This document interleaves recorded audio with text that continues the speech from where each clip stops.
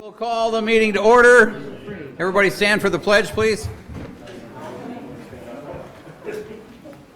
I pledge allegiance to the flag of the United States of America and to the republic for which it stands, one nation, under God, indivisible, with liberty and justice for all.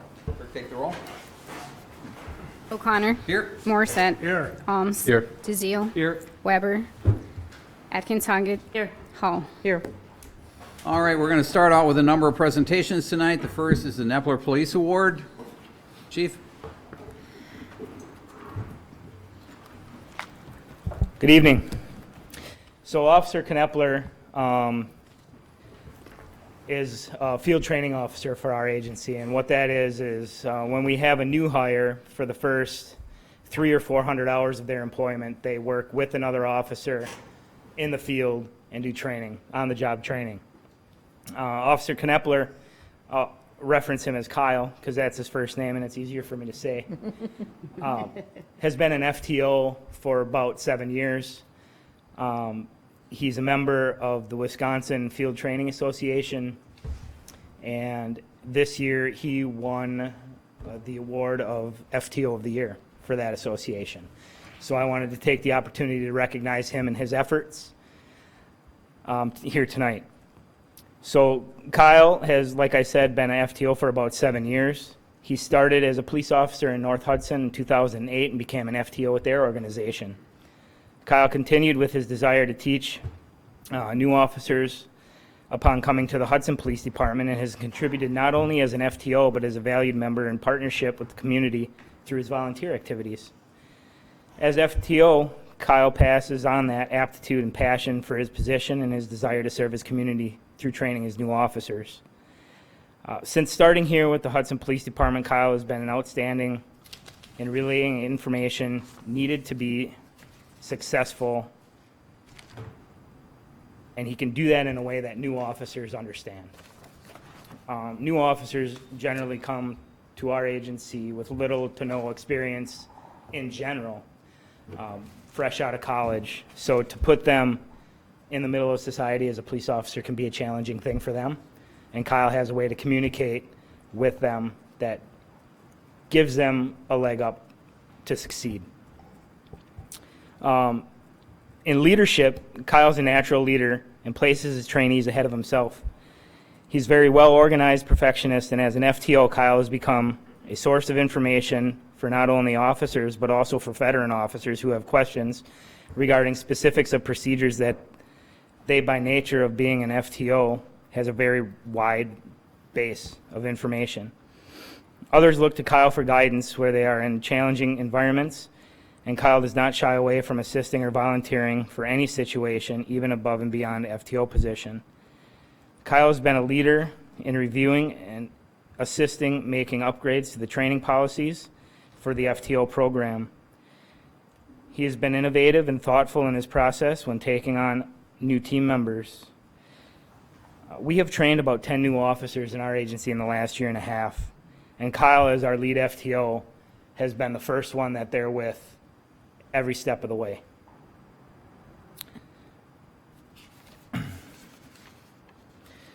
Kyle is a hardworking officer and goes beyond the basic requirements of the position. He doesn't just go through the motions. Kyle sets a standard for himself that is very high and expects his trainees to exceed that as well. By doing that, Kyle often pulls people forward with him. Kyle's ambitions have helped the department strive to become a place with high standards of training. Kyle also strives to succeed within the Hudson Police Department. He's a very high-spirited officer who is a very positive force at the Hudson Police Department and within the community.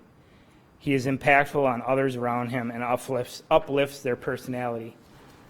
When talking about his volunteerism and his involvement in the community, not only does he volunteer every step of the way, but there are several organizations within the community that seek him out specifically to have him present at their activities. So I wanted to take the time to recognize Officer Knepler for his outstanding contributions to the Hudson Police Department and the community of Hudson.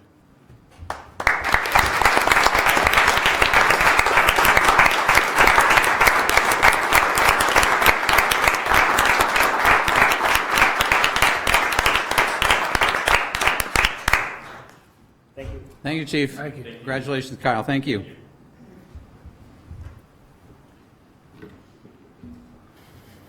Next, we have the fire station update by Market and Johnson. Good evening. I'd just like to introduce Randy LaFave here from Market and Johnson, our project manager, and more kind of question and answers. If you guys have any questions, he'll give you a little update. Brian's going to just show you kind of a little time-lapse video of where we're at with the station, if you want to watch that. And so if we can run that, you want to run that first? Yeah.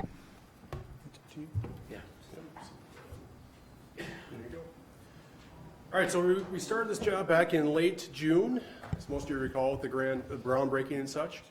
And the reason it's taken so long to get where we are now, the precast, it was a 16-week delivery time. So what didn't look like a lot going on over the last couple months was just because we're waiting for precast. And again, the precast, we're on the last leg of it today and tomorrow. I got delayed a little bit. We were supposed to be done last Friday, but with the rain we've had over the last, seems like 16 years, it seems like, but it slowed us down a little bit. But by the end of the week, we'll have the building closed from the precast standpoint. Roof's starting to go on in a couple weeks. Windows arriving soon. Still, the end date's still in mind in March. They have the building occupiable. So a lot of things, what you won't see from the outside, you'll see a little bit of the windows and such going on, but much of what you won't see now is going to be inside. Precast, or the concrete being poured, all the walls being installed, paint, finishes, etc. But that'll continue through the winter. Once we get through into the next spring, we're hoping for a good early spring. We'll get the slab work outside done, get the rest of the asphalt done, so that when Scott is ready to move in, it's a fresh new look on the outside as well as the inside. And that'll be in April of next year. So every other slide, it seems like it goes with rain and rain and rain. But this system here will take a picture every 10 minutes. So anybody that logs on to the City of Hudson website, you can go on this and you don't have to download any software. You just simply go on there and take a look at it. It's fun to watch it as the seasons change, of course. Now that we're enclosed, it'll be a lot more fun to watch it. But that crane there was a substantial crane that was, I believe, 6 truckloads to get that crane there and all the parts and pieces. And that'll be departing the site, like I said, this week. Any questions at all? Very good.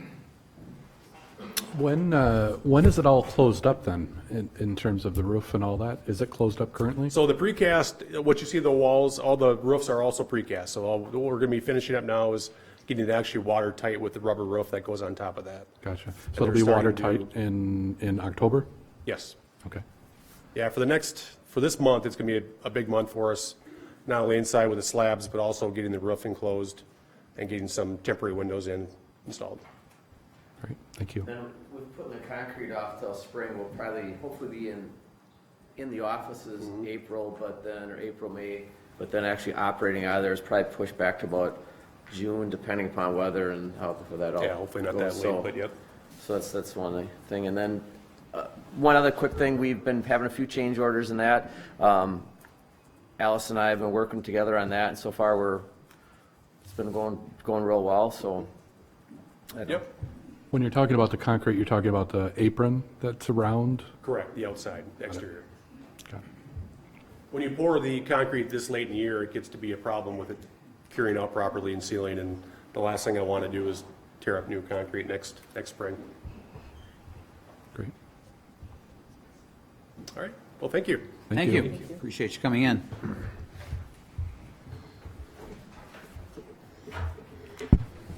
St. Croix Sailing School presentation.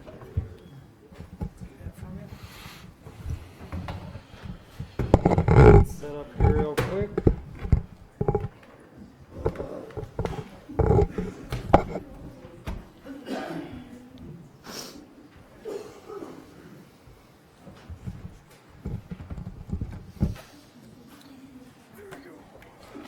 All right.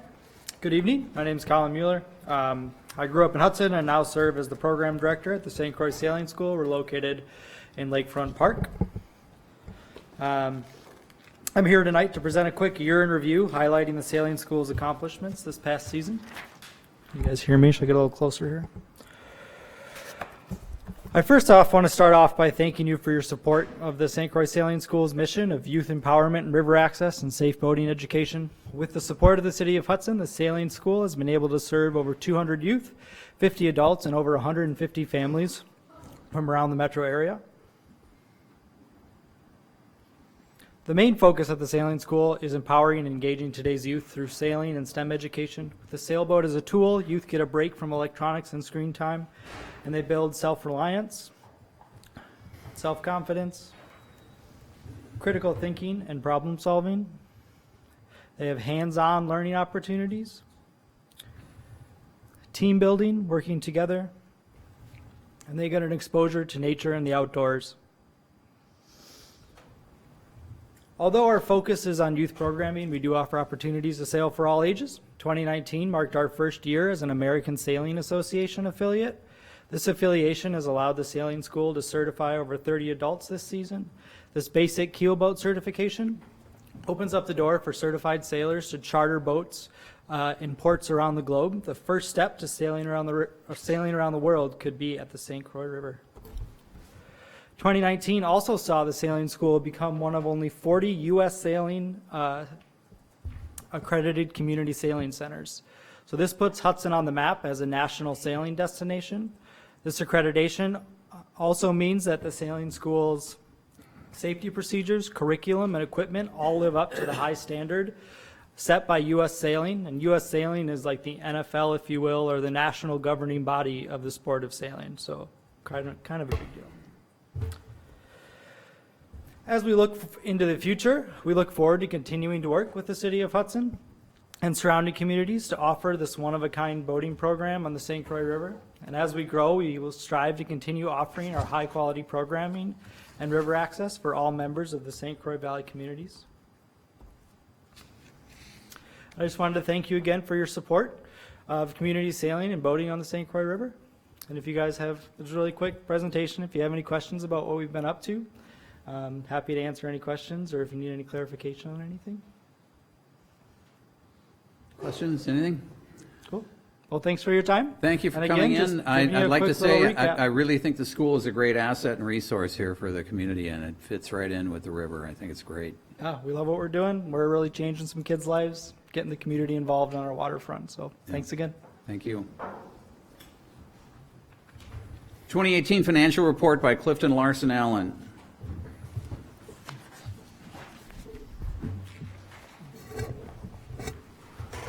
So this is April Anderson. She's our auditor from Clifton Larson Allen. I'm just going to go over the summary sheet that was in your packet for you. Good evening.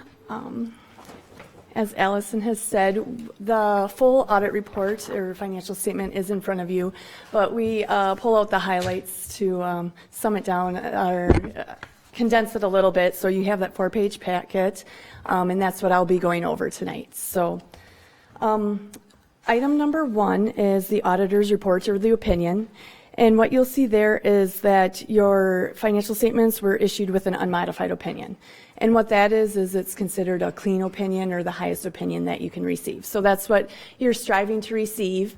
And that means that your statements are in accordance with generally accepted accounting principles and the rules and regulations and standards that are set forth for your financial statements to follow. The second part there under item number 1 is the management letter. So as we go through the audit, we take note, we are required to discuss certain things and communicate certain things with governance that we feel are necessary for you to know. And here you'll see that we have reported 3 material weaknesses. And so these, again, are material weaknesses and internal controls, they're considered.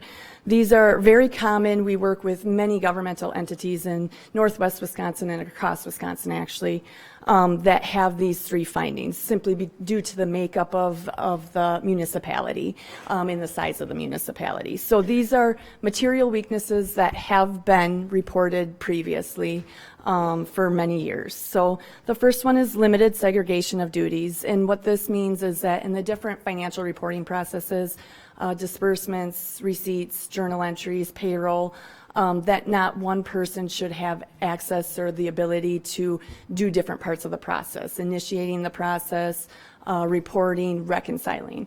And of course, as I said, due to the makeup and the size of the municipality, the city, it's not cost effective to hire on more people to be able to separate those duties more further. But the key here is to try to find those mitigating controls that can help mitigate that risk. So review of disbursements by the supervisor, finance committee, and that sort of thing. So to continue to identify those areas where you can add that control or that review that will help mitigate that risk. The next item is material audit adjustments, and what this means is that as we're going through the audit, we did suggest certain adjustments to get the numbers in accordance with generally accepted accounting principles and to help you with that. And it's, again, very common because there are lots of rules and regulations out there, and we specialize working in knowing in these rules and regulations. And so we assist you in making sure that your financials are reported correctly. And that is sort of what the very last item relates to as well, the preparation of the financial statements. It is technically governance and management's responsibility, the financial statements. But again, you look to us because we have that expertise and that background, and it takes many hours to pull them together. And I'm assuming staff here would say they probably wouldn't have the time to do that. So yes, those are the findings that we had. Otherwise, we had no other new findings from prior years or anything out of the ordinary that we would see generally. So then we'll move on to some of the actual numbers in the financial results here to item number 2. I'm not going to go over every line of this, but we have pulled out some of the highlights, and I'll try to identify some specific information here that I feel is necessary for you to know. So what you'll see here is the general fund, your main operating fund for the city. You'll see that we've shown a 4-year comparison, so you can kind of see where things have gone over the last 4 years. The first section is your balance sheet. You have your assets and then your liabilities, and then you get down to what's called your fund balance there. And so that is the net of your assets less your liabilities. And so that's really considered your reserve or what's available to you. And so that's what we kind of highlight as far as what that level is for you.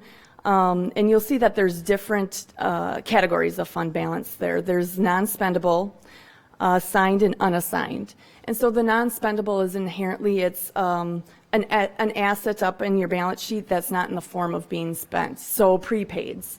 It's an asset, but you have already spent that, so you aren't able to use that as cash or anything. So that's $53,000 at the end of 2018. Then we get to your assigned fund balance, which is $515,000 at the end of 2018. And what that makes up is certain purposes that you've elected to set funds aside for. So it's available in fund balance, but you've already kind of identified the purpose that it will be used for. And so what makes up a lot of that $515,000 is $440,000 to a health insurance fund. So costs that you know you're going to have in the future. So you're setting aside some funds for that purpose, for those future expenditures. Then we get down to the unassigned, or what's considered kind of as the available fund balance. And you'll see there that at the end of 2018, it was $6.2 million.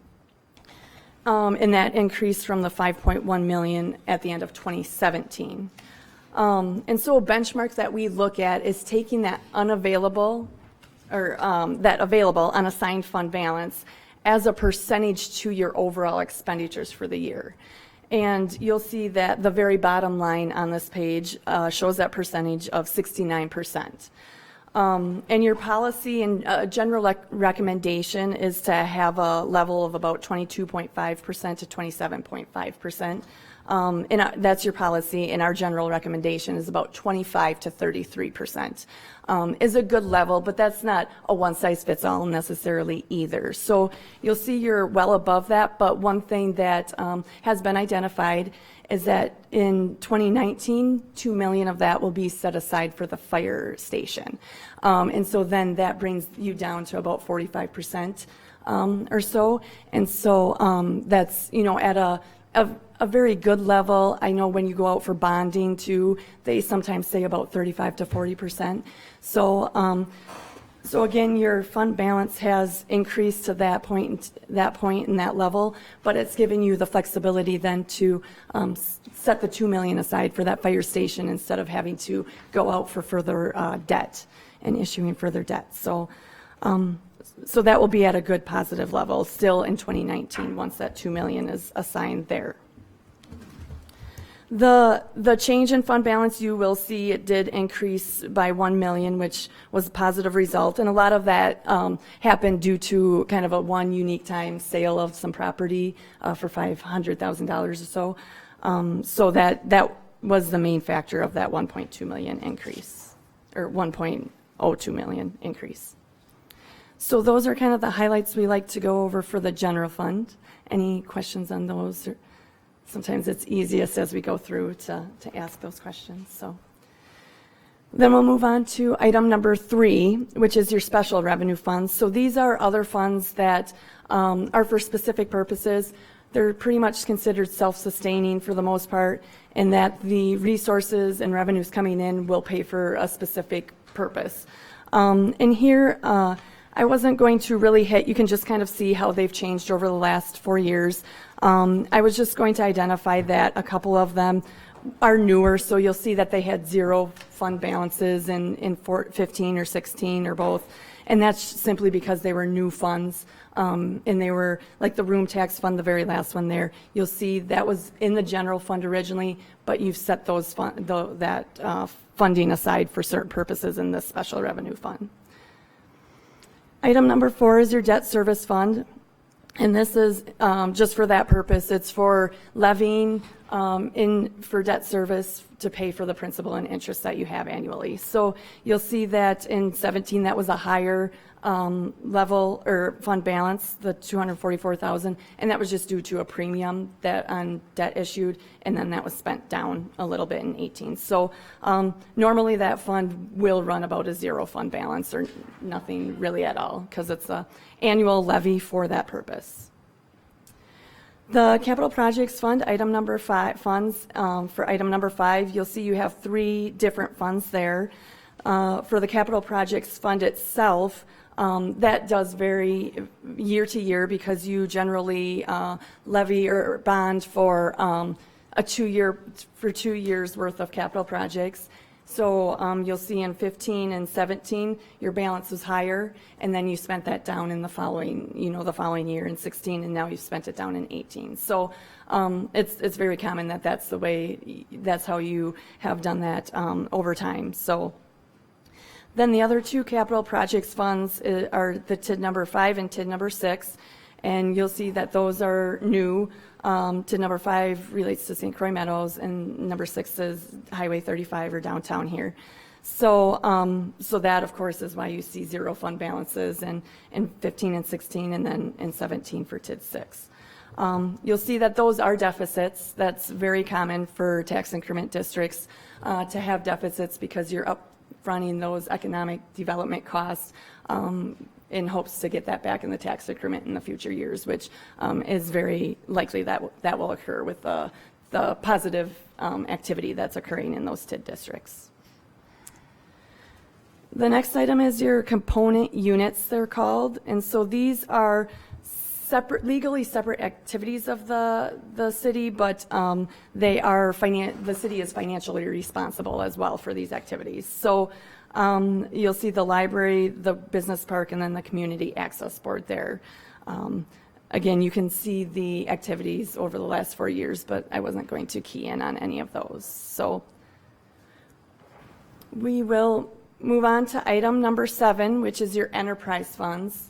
And so what these are your utility funds and other funds that somewhat act as a business, in the fact that they generally charges for services are the common sources of revenue in these funds. Here for the water utility, we've provided a little bit more information, but I won't touch on every item there. We'll go down to the very bottom 2 lines in that section, the change in net position. which was a positive $588,000 in the current year. You'll see in the last 2 years you had some losses in that utility deficits, and that was due to some water tower rehabs that occurred. And then towards the end of 17, you had an increase in your water rates that helped cover your current year costs then in 2018. And one thing that we look at here as far as somewhat of a benchmark is that current ratio that you see calculated. And the current ratio is your current assets to your current liabilities. So it's somewhat of a liquidity of the utility. And you'll see here that the desired is at least a 1-to-1 ratio, and you're well above that. So you're at a good level where your current assets, your cash available, and those types of things definitely cover your current liabilities that you have payable out of that utility.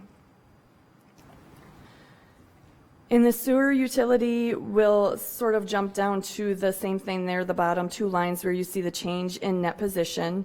And you'll see that that has actually been negative for the last 4 years, but new rates did go into effect towards the end of 2017. So you'll see that deficit did decrease in 2018, and then I guess the plan or the goal is obviously that you can continue to decrease that loss and make that positive eventually.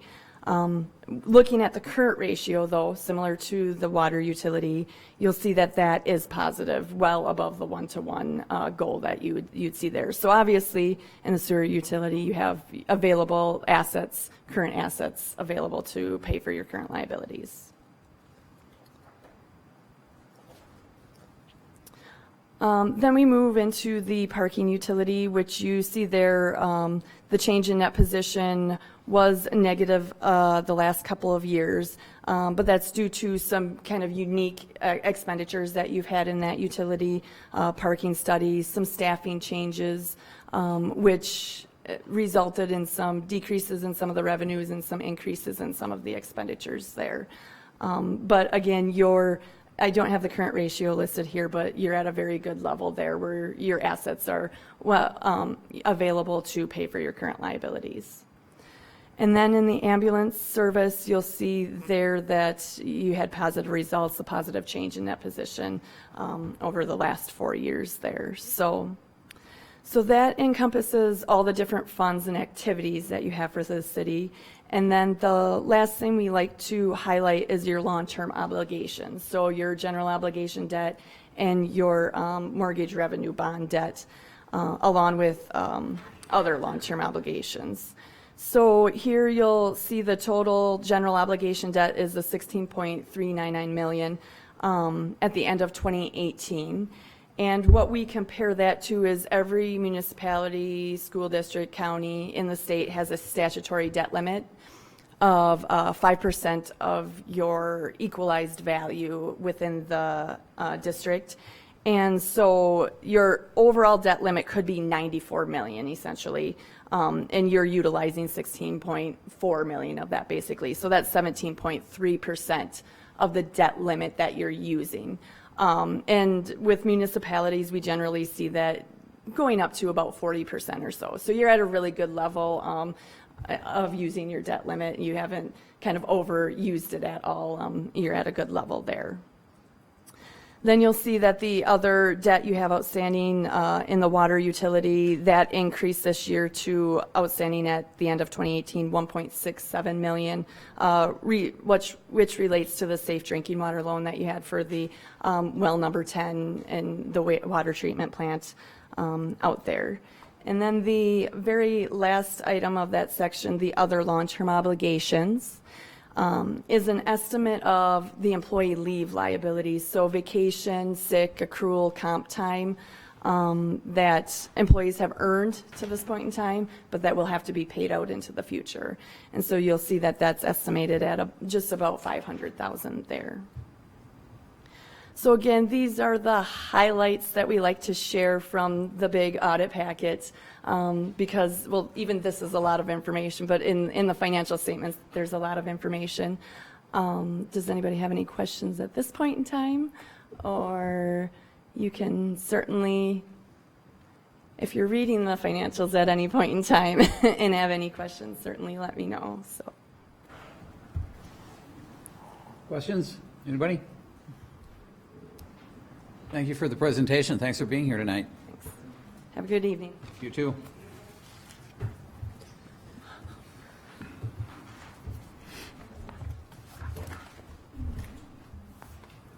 All right, presentation for a parking and event center proposal, Willow River Properties LP.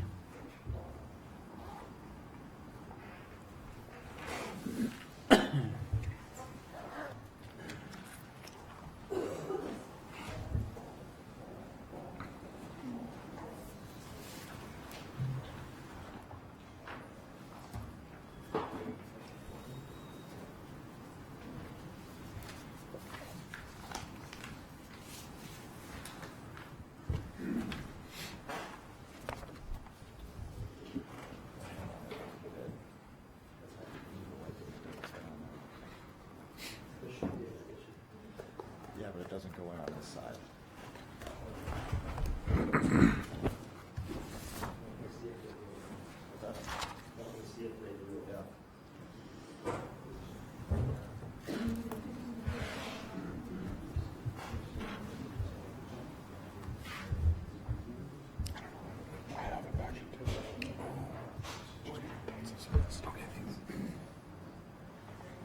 Do you need help? Yeah,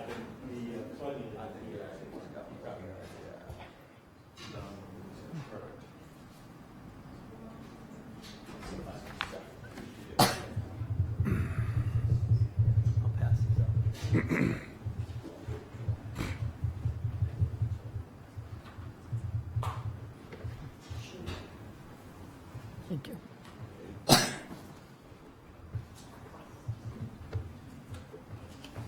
Perfect, thank you.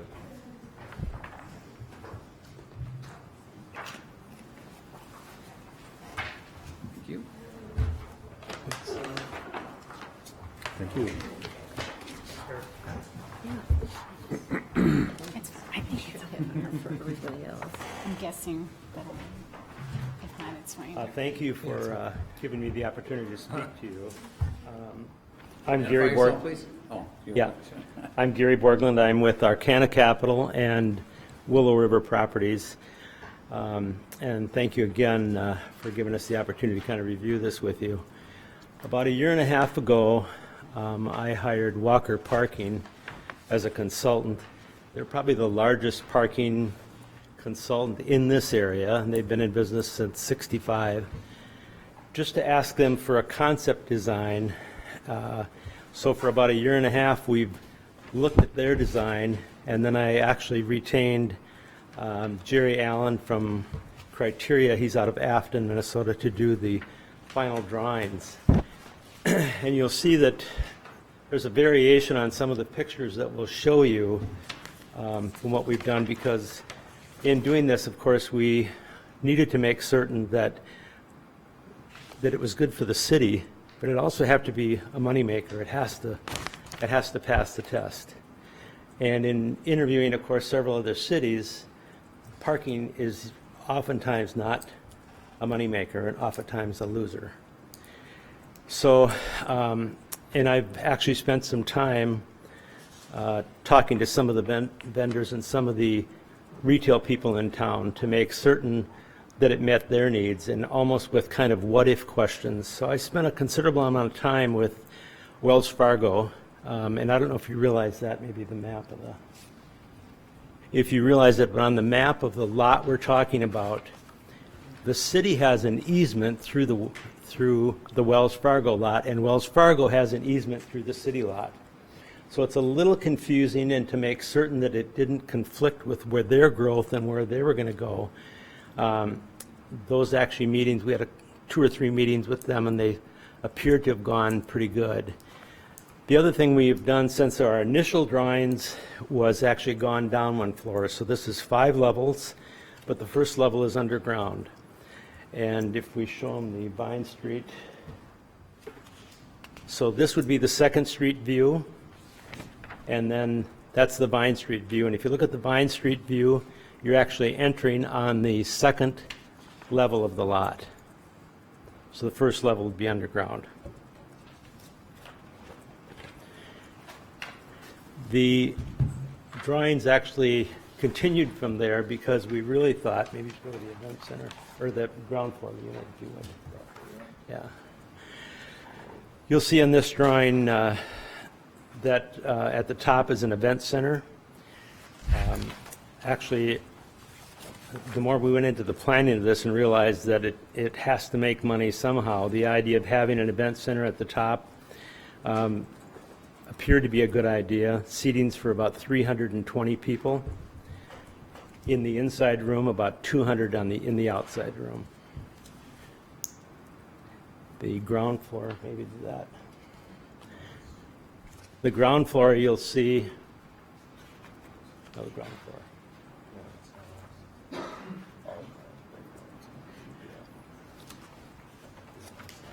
No, you had it. The ground floor, the floor plate. Yeah. No, that's the top floor, the floor plate, the bottom one. Yeah, that one. Yep. So the floor plate, it kind of explains how the drive-in would actually go. People could enter the ramp and actually go through the drive-in, or they would go left to the parking ramp. Let's go through the numbers on the back page. The actual car numbers we're talking about is about 250 cars.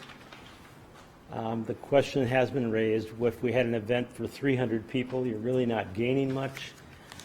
We've kind of worked through that, and I think that if someone would pay to have an event at the event center, we would provide valet parking for those people and maybe park outside of the region or outside of the metered area, because if we have an event for 300 people and the parking lot's full, we have not solved any of Hudson's problems. So we think we've somewhat worked through some of that. And of course, there might be some designated bridal party and event center exclusive parking for them, but most of the guests would be parked off property. The other thing we have talked about is possibly some apartments in this unit. Max would be probably 7, but we've talked maybe 5 apartments on the 4th floor facing 2nd Street.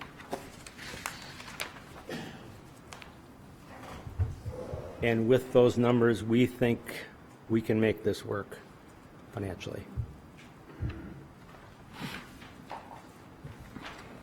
Questions? Anybody? Did this, has this gone to planning commission at all? Is it? Yes. Okay. There was no recommendation, I don't think, that came out of them. We had no formal action Right. at all. Okay, that's what I was wondering. Is there okay. Wanted to make a presentation here, I think, first before we Sure. take it up again at the Plan Commission. Okay. Anything? In our design, we'll try to be and use all of the smart city concepts when you're building a garage. For example, the lighting will be LED lighting. I've gone to into a garage at night oftentimes, and it's so dark you really don't know whether to turn or where to go or where the lane is. It's very confusing. The other thing is that open spot lighting, I think that's important. Oftentimes what happens when you're in a parking garage, you'll look down and you can't see that the spot is open until you drive by it. And I think that's always been an issue. I was in Brazil a few years ago, and there was a parking ramp there that had that. It's now available here. That kind of LED lighting is available here. The other thing that we've talked about is having our smart parking system talk to the city's current system, so there'll be some coordination on open spots. In other words, we'd like to be able to have a parking site where people can go to and find a parking spot. And the other issue is that I think the smart parking systems, even in terms of maybe a sensor that could sense noise. They're used right now in the city of Minneapolis. For example, if there's a gunshot in the city of Minneapolis, that sensor picks up the noise and automatically calls first responders. Well, in a parking garage, you also need that, because if it's 2 o'clock in the morning and someone's leaving and they happen to hit another car, there's probably not going to be anybody that'll see that. So we'll have that sensor there, and the sensor could actually be on the outside of the building sensing that same noise. So we'll try to have this be as as sophisticated as we can on the smart end. Gary, you had also talked at the Plan Commission about the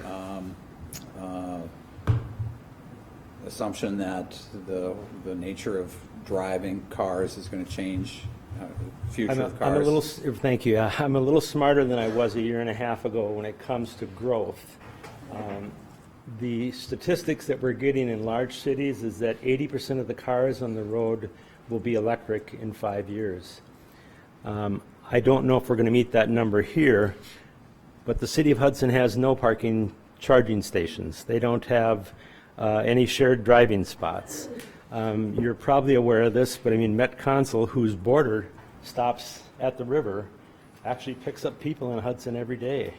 It wouldn't surprise me if there would be some type of shared parking that could be arranged here.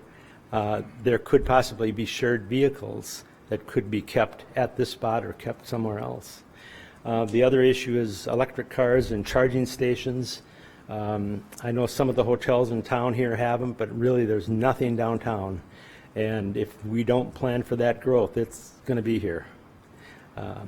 Initially, we had talked about possibly 30 charging stations in this parking garage. The idea that we could expand it beyond that, the infrastructure will be there, so it'll be very easy for us to add 10 more or 20 more as needed. Gary, it's an interesting concept with a lot going on. Are there other cities you've worked with where you've done this sort of? No, that's why I sought Walker Parking for the design concept. Okay. When they've had a lot of experience. I mean, I learned an awful lot from them, but I have to tell you, I did meet with the city of Stillwater, and I kind of know what not to do. Okay. I mean, they're not making money on their parking ramp. They've developed a couple parking ramps, and they're just not, they're not making it, unfortunately. So are you expecting to break even on the parking, or are you expecting that it will be a loss leader? It could be close, again, depending upon revenue structure, and charging revenue would be one, but I would say there's a real good chance it won't be a moneymaker. Okay, and that you'll be making money on the ballroom and conference center? Yes. To offset, and it'll be enough to offset that? Yes, I believe so, yeah. What made you select an event center for downtown? There isn't anything here. I think when the chamber has an event, we go to Kilcarney Golf Course, or we go to a golf course that's outside of the city. The city doesn't get any tax revenue from the liquor, doesn't get any tax revenue from the sales. I've actually talked to a couple of restaurateurs in town who say they get calls all the time for people asking, do you have someplace where we could take 50 people for dinner or do a private party for 50 people, and there's nothing available. In the downtown area, I think an event center would be very popular. I patterned the plan after Aboulay, which is an event center in St. Paul, very successful. It's booked out for almost 2 years, and I actually took that plan and actually shrunk it down. That's quite a large facility. Gary, I know at Plan Commission too, you also said that you would have caterers come in to use the kitchen of the party's choosers, or local restaurants to be able to come in. Yeah, the kitchen is designed such where a restaurant in town could actually prepare their food on site or bring it and warm it on site. I've done enough research in the last few weeks with the ovens that are used in catering events, and it's actually pretty easy for them. And I know there's a couple restaurants in town I've spoken to that said they have calls all the time of people asking for an event center, asking for a larger room for a facility. The feedback I received from some of our restaurateurs is that they support it with that concept, being able to use that kitchen. Correct. That's correct. Yeah, I've gotten real good feedback from everybody I've spoken to. Is there a formula for number of parking stalls versus how big the event center is, or how many people sit in the event center? Yeah, good question. The numbers we're getting back, if it's an event for 300 people, you'll probably have 120 cars. which means that would take up about half of the projected 250. So that's why in our planning, we thought if it was going to be a large event, we would certainly reserve 30, 40 cars for the wedding party or whatever the event was, and outside of that, we'd valet park those cars off-site. Gotcha.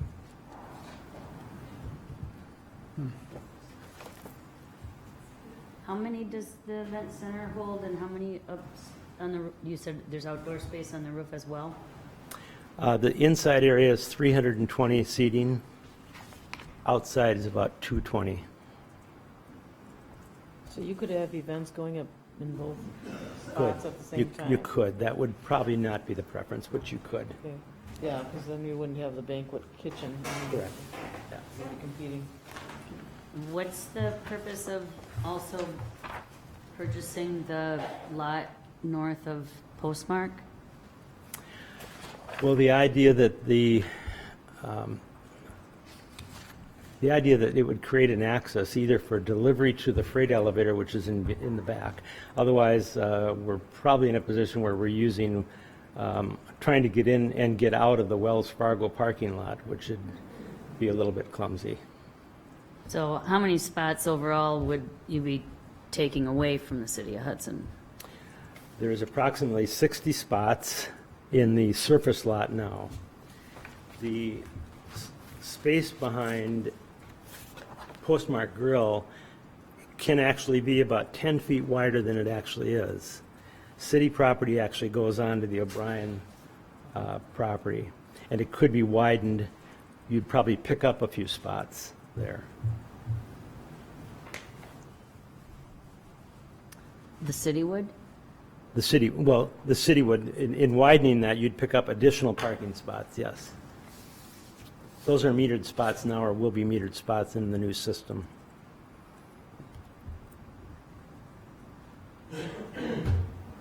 I don't think you answered her question exactly. I'm confused. You're proposing a purchase of this lot and the space north of, That's correct. and then you would be the one to battle it out with O'Brien to move that wall? Well, there's no battling out. It's city property. It's much wider than what it appears. So when I had the survey done, it's about 10 feet wider than what it is right now. And those could be additional city spots, could be additional metered spots, but it would be wider than what it is. Is that land underneath that building that's on that property? Is it what, I'm The sorry? property line? The property line is wider than what it appears.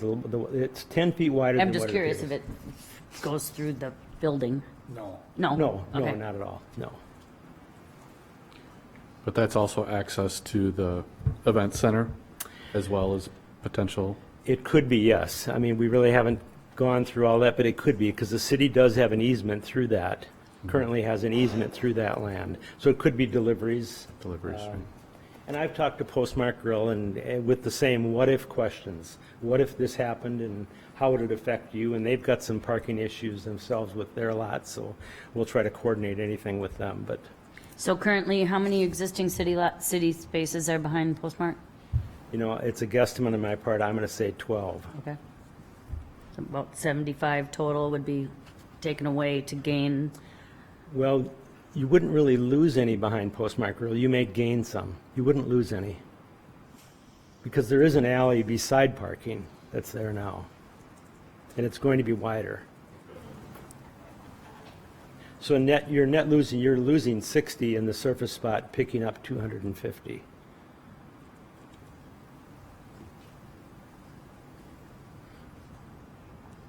Anybody else?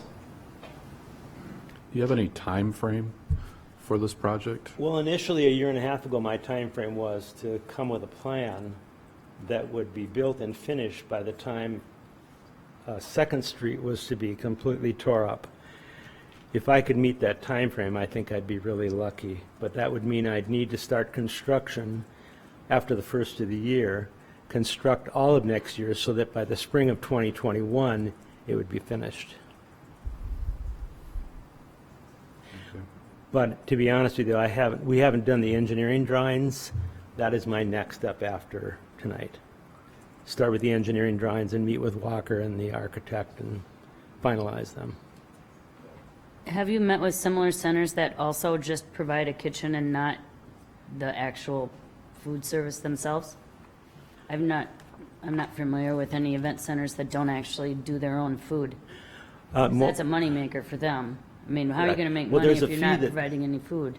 There is a fee that you pay to Rent the room. you take a percentage of the take or a percentage of the bill if you're the event center, but you charge a price to lease it out. But there's oftentimes event centers in Stillwater all allow outside catering. And the Aboulet in St. Paul allows outside catering. There are a number of facilities that do that and have a list of contracted food service providers that they'll allow people to work with. I know this because we're working on a wedding for my daughter. So.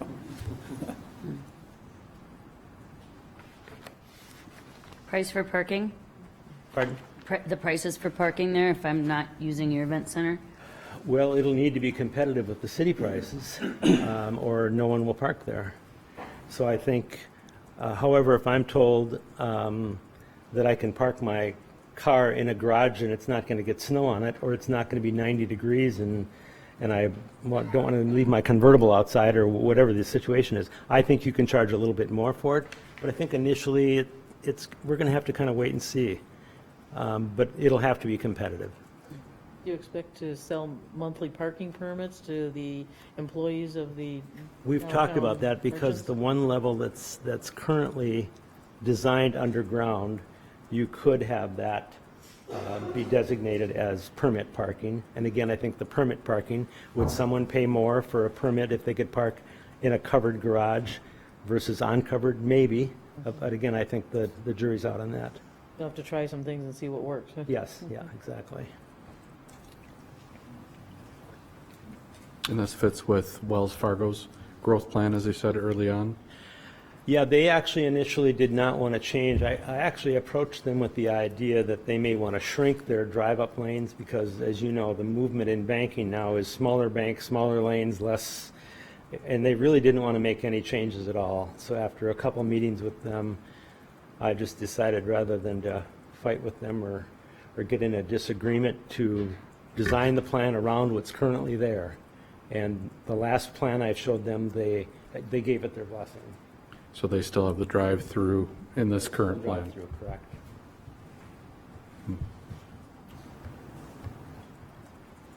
Everybody good? Thank you. You're very welcome. Appreciate you coming in. Yeah, thank you.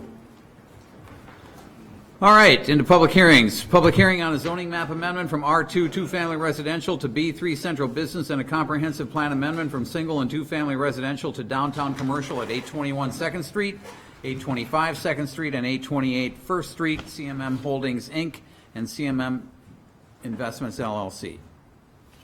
Is there anyone here, this is a public hearing, so is there anyone here who would like to comment on this item? Yep, step forward, please. Identify yourself and your address.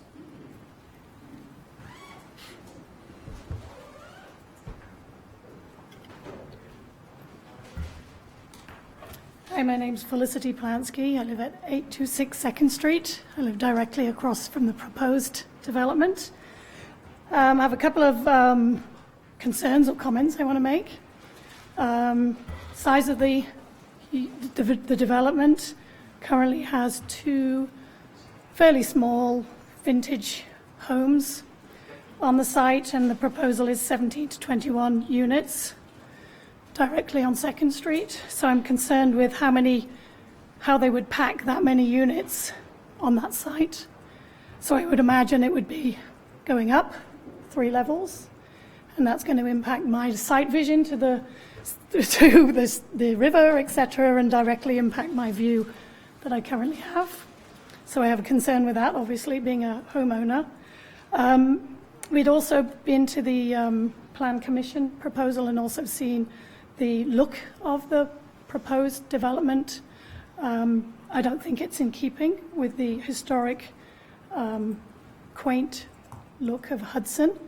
Currently, like I say, the vintage homes are there. They look people like to come to Hudson because of the look of Hudson. It's a very pretty town, and that proposal does not fit with what is currently on there property and also within our neighborhood. And then also as well is just the number of units that are already sitting unsold on the market currently in downtown. I think we just looked up, there's about 14 units for sale in that price range, $500,000 to $1 million sitting on the market right now. And then we just noticed there's a proposal, and I'm not really sure on that 502 3rd Street condos. So the question is there actually a need for that price range of the condos? So that's my comments. Thank you. Thank you. Thank you. Other comments? Hello, I'm John Clymer. I live at 3rd and Orange and have been there since '77.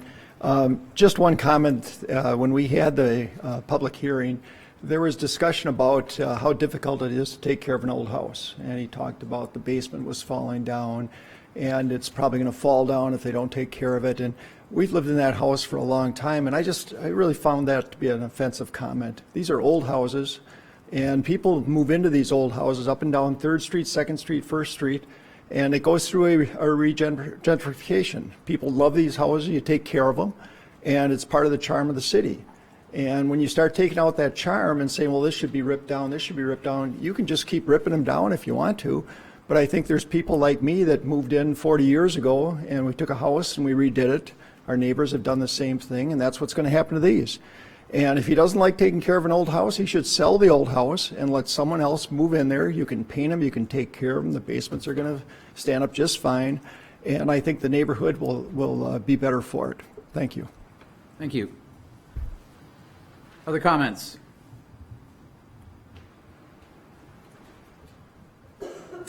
Hi there, my name's Tori Boomsma. I live at 923 3rd Street. I also am a whole old home lover. I take great pride, like I mentioned in the last meeting, in the upkeep of my home. And it's a 130-plus-year-old home, just as old as those two homes are as well. And there is upkeep and there is maintenance. I would never tear down my house because it's easier to take care of a newer home than it is my home. And those homes, as Felicity mentioned prior, Hudson is charm, Hudson is historic, Hudson is not new industrial container buildings. We don't need any more of these container buildings that are proposed, and especially we do not need them downtown. We need vintage, historic. That's what brings the people to Hudson. That's what brings the charm to Hudson. We don't need a big giant building on 2nd Street after we have two quaint little houses there. It does not need to be replaced with that. Thank you. Thank you.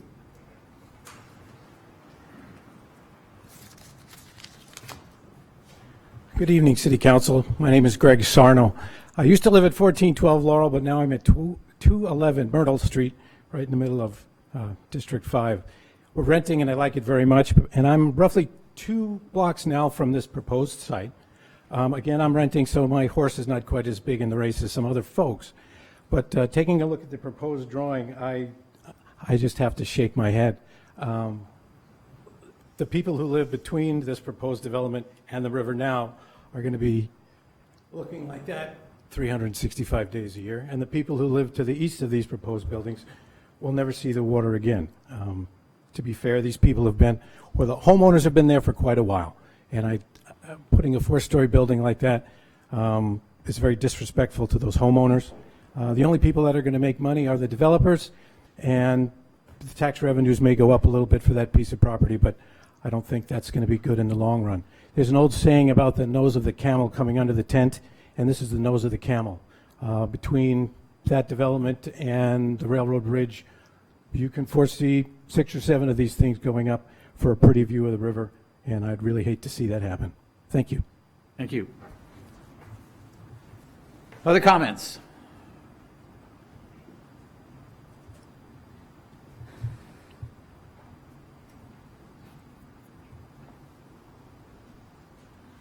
Hi, I'm Bob Zappa. I live at 821 2nd Street, directly across the street from the proposed property.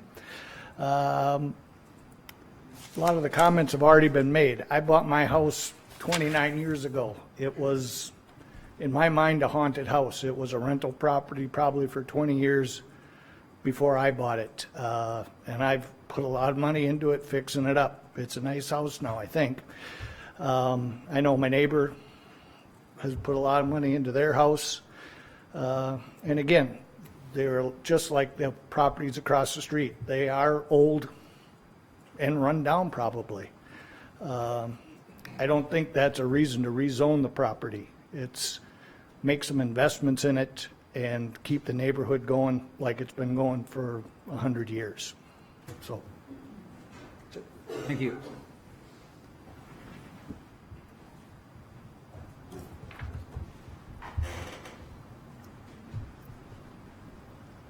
Hi, I'm Betty Crusoe. I own the property at 821 First Street. I also live on the corner of 3rd and St. Croix. Couple things about this property is we're asking for rezoning, and I think at this point the city is looking at their comp plan. They're just starting the process of that. I think if this is actually want to be something that we should look at it as a total within that comp plan. One of my concerns is that I was notified as an 821 First Street owner, but it really affects me on the corner of 3rd and St. Croix. I drive that all the time. I look at the river. Last night the sunset was amazing. And I would just think that this would be harmful to the taxpayers. We are taxpayers, been paying taxes a long time here in the city, and I think you owe it to us to keep our houses what we like them and redo them. As far as redoing houses, we've redone 7 old houses in this town. I think that it's a redo. Actually, we did look at the one on Orange and St. Croix, or the Orange and 2nd, to redo a few years ago, but had too many kids. So I think that the council should consider holding on this type of development. I think a comp plan needs to be looked at. I think more people need to be informed. And I don't think we need another wall in this town. We have one on First Street that's just kind of not very attractive, and I don't think we need to add another wall. That's it. Thank you.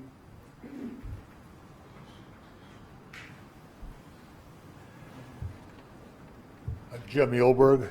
I live at 819 3rd. We bought that property 15 years ago. It's an old house like everybody's been talking about, and you work hard to keep it up. And one of the real, attractive features of the house was the ability to see the river. Well, you put that big brick prison wall up there, and boy, I'll tell you what, that changes everything. And I guess if that's going to happen, I would hope that there is some real assessment reduction or appraisal reduction, because in my opinion, that property is worth a lot less if you can't see the river. You can't see those sunsets. It just, it's a beautiful part of living there. And if you put that big prison wall up, it's going to depreciate a lot of properties. Thank you. Thank you. Other comments? Any other comments? Any other comments? My name is Dennis Kroll, and I'm not opposed to development. I live on at 720 First Street and in the neighborhood. And just a couple comments. Why do long-range planning if you're not going to kind of use that to guide? This is in kind of outside of the character of the long-range plan, from what I know of it. That's one thing. I mean, why do long-range planning? Or, the second thing is, if that is changed to B3, that means that you could have the Smiling Moose right in the middle of that neighborhood. And it's far enough away from me, I don't really care, but I mean, I do care for the general character of the neighborhood. But that's what it means, is that you can have that kind of an establishment on top of the condos, or if part of it were sold or condominiumized, a restaurant could move in there and it could have that kind of character. Thank you. Thank you. Any other comments? Any other comments? Any other comments? Move to close the public hearing. Second. Motion is second to close the public hearing. All those in favor? Aye. Opposed? Motion's approved. Public hearing is closed. Next public hearing, discussion of possible action on a zoning map amendment from R2 two-family residential to B3 central business and a comprehensive plan amendment from single and two-family residential to downtown commercial at 821 Second Street, 825 Second Street, and 828 First Street, CMM Holdings, Inc., and CMM Investments, LLC. Well, I said this was a public hearing, didn't I? Sorry. Did you? Okay. Good evening. I think the council is fairly familiar with this request. Just to reiterate, it's a request to rezone 3 properties from R1 single-family residential to B3, which is our downtown commercial district. The request also includes an amendment to the 2009 comprehensive plan to expand the downtown overlay district. If you look at the maps included in your packet, you'll see the crosshatched area with the current delineator of the downtown overlay as Elm Street.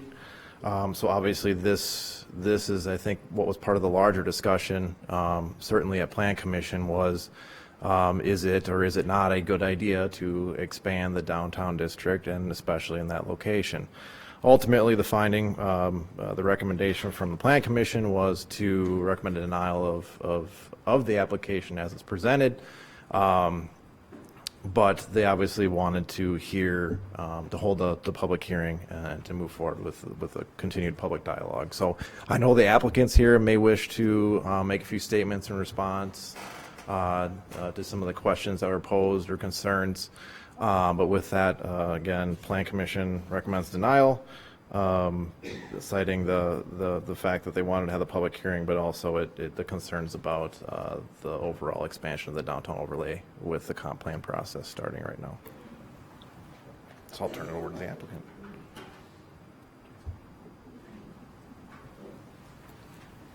Good evening, everybody. This was extensively discussed in Planning Commission, and Mike's right. I was just looking for the public hearing to get some input from the adjacent neighbors. It seems like I got more people on 3rd Street than I got on 2nd Street or Orange Street or 1st Street. But that's what I'm looking for. I guess the question to council is how familiar is council with the proposal? If they want me to do a presentation to show you what we're trying to do with the space, if you want to ask me questions. I got a couple points that I want to make of clarification, but I know a few of you are on Planning Commission, the mayor and Mr. Morissette have seen it, but nobody else has. If you're denied this change in zoning, what would your plan be? The plan is to go as we are right now. They're rental properties. The entire block is non-owner occupied properties. It's all rental properties. We own or manage 3 of the properties that we're trying to get rezoning for right here. They are dilapidated houses, and the foundations are falling apart. 821 Second Street's a sandstone and rock foundation that every year more and more rock falls into the basement. The property on 828 First Street, every time we get a large rainstorm, there's 2 inches of rain in the basement. The only way to fix it is to basically replace the foundation underneath the house. We had to build a wood floor approximately 4 inches above the dirt floor down there to retain the water downstairs when it rains. We've tried gutters, we've tried re-landscaping. It's a matter of the foundation is just too porous. We've contacted waterproofing. They can't do anything unless the whole outside is excavated and replaced. So, I'm looking to do something positive for downtown. I'm not looking to rile up the neighborhood with this project. We put forward an elevation concept for what a building could look like. The building would sit on 821 and 825 Second Street. 828 First Street would most likely become parking if the city so chose to. The neighboring adjacent Otter residents and then the Warkins have also been in communication with me. They're interested in possibly selling. The whole block could go to additional residential in that area. It is what it is. There's been comments, you drive down the alley, there's stuff laying around, there's junk from AT&T, there's You know, the houses are dilapidated. I lived at 821 Second Street and did as much cosmetics on the outside and living there to try to pretty it up, but that doesn't do anything about the structure that's underneath it. Same thing with 828 First Street. That was really bad when we went in and put a Band-Aid on it to make it look better. The houses were built in 1880, 1885, and they're just. It's not like I've been in construction for 30 years. It's not like construction is these days. So, as far as the building is concerned, it contains itself. There is 17 units planned, like I said, on the lots of 821 and 825. It's a 4-story building in the back, 3-story on the front side. If I may, I can show you sight lines from across the street that will show that you're not staring at a big essential brick wall, but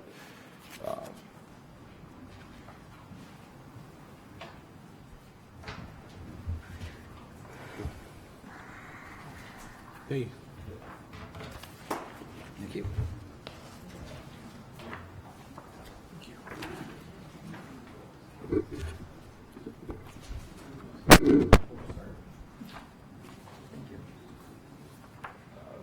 in illustration 1, there's actually a photograph taken pointing southward, standing on the sidewalk on the east side of 2nd Street, with 826 on the left side of the picture and 825 on the right side of the picture. Essentially, I drew a main level line from 826 to 825, which shows that if you're standing on the front porch of 826, you're actually at about a story and a half in height at 825. So you're about 12 feet below the porch of 826 to 825. Sight line standing on the front porch, you're actually looking over the 2nd level of the house. So if you were standing on the front porch at 826 2nd Street and were to look at a 3-story building, you'd be looking at the upper half of the 2nd story. You'd be looking at a 1.5-story home because we have a flat roof going on the building, not a pitched roof system. Typically in a 2-story home with a pitched roof system, that's 3 stories from the standpoint of obstruction. With a 3-story flat roof, you'd have three stories visible on the front of the building, and the sight line from across the street of both 826 and I believe it's Zappa's is 820.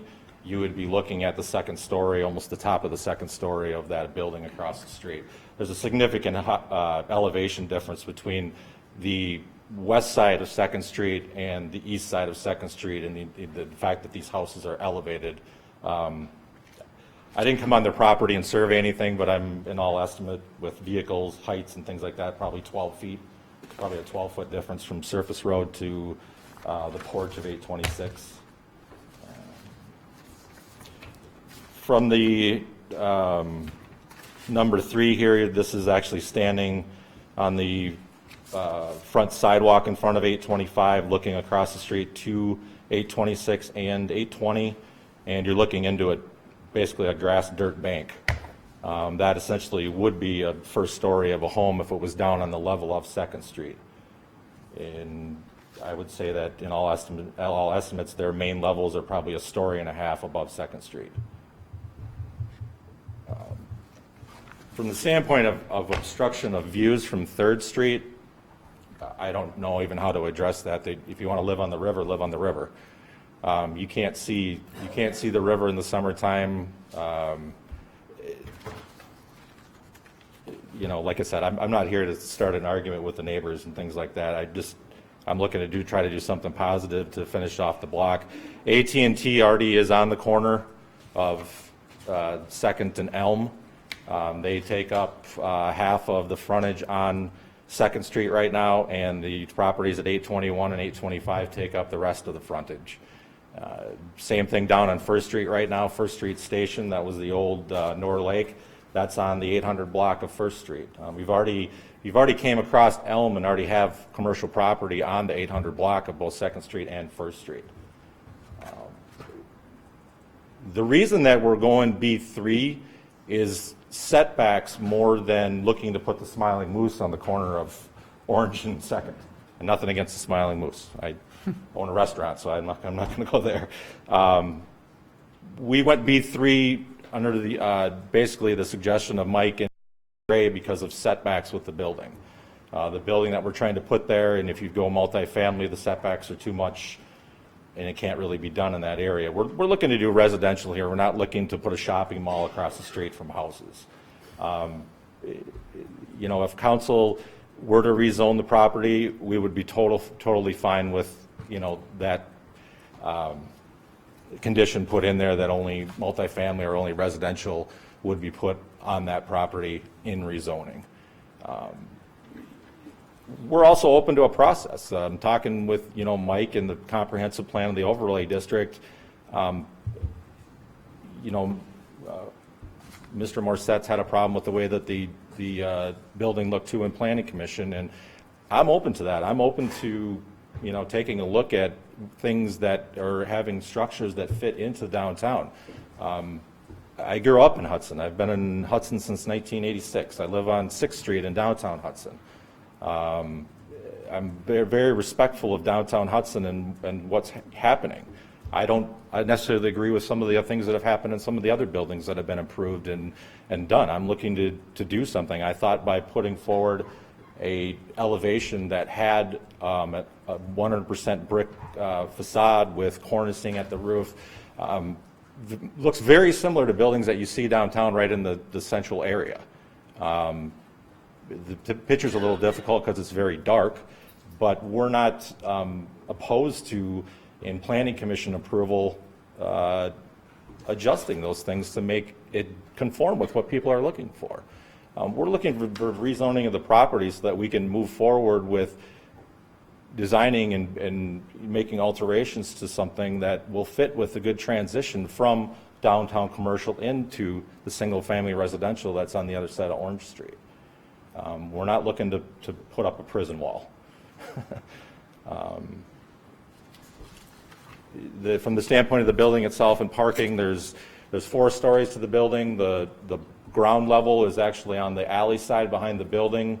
It's underground on the Second Street side of the building. There's 34 parking spaces that are underground, 2 spaces for every unit. There's storage underground. There's 2 handicap parking spots underground. And then there's, you know, main level living, second level living, and third level living. It goes from roughly units that are 1,450 square feet up to, I think we have 1 unit on the top level, it's 2,800 square feet. Again, it'll be 3 stories on Second Street, it would be 4 on the back. The property at 828 First Street, sorry, I get all my 800s mixed up, 828 First Street, we've designed, we had ACA look at and designing parking for that particular piece of property, for downtown, possibly working in exchange with the city for more public parking, because parking is an issue downtown, as well as that would serve visitors to the building that were visiting tenants within that building. We didn't want any parking impact to take place with the city at all and what we were trying to do here. So, any questions? Yeah, what do you think of, what have you done for a marketing study as far, and one of the comments was that there are 14 units in that price range that are available now downtown. I believe the units that you're referring to is the build out on what was Stone Tap and Dibbo's. I know that there's a couple other sporadic, there's 1 unit on the top level or maybe 2 units on the top level of Valley Cartage that's been recently completed, but the majority of those that are on the market, I believe, are what's under construction with the old Dibbo's Hotel. I don't see a lot of competition for what we're doing here with the overall size of the units. I want to say that I'm looking at the Valley Cartage, I think those units were 1,200 or 1,300. Our smallest is 1,450, and like I said, our top levels go up to a good sized home. So the sizing is really not in comparison. Same thing with view on the top level of this particular building. You would actually get river views over the homes that are on First Street and to the river, so you would have river views from the top level. There's been some discussion about possibly a patio on the roof that would be on the back side of the building, would be non-intrusive. The building is, in your packets, designed as an L. It's not actually a square that just sits on those 2 lots. It's actually designed as an L. It takes up about, I think it's 16,500 square feet. the building living space in itself, and then there's 4,500 of green space. So the tenants within that building also have green space within those within those two lots, and inclusive to that building. The underground parking takes up the entire footprint of the building, and then you use pre-stressed concrete to put the green space on the 4,500 square feet above that parking. Thanks for reminding me what I said at Plan Commission. I still don't like the building. I know you don't. And, and I'm going to move to deny the zoning request on the basis of that, and basically some of that.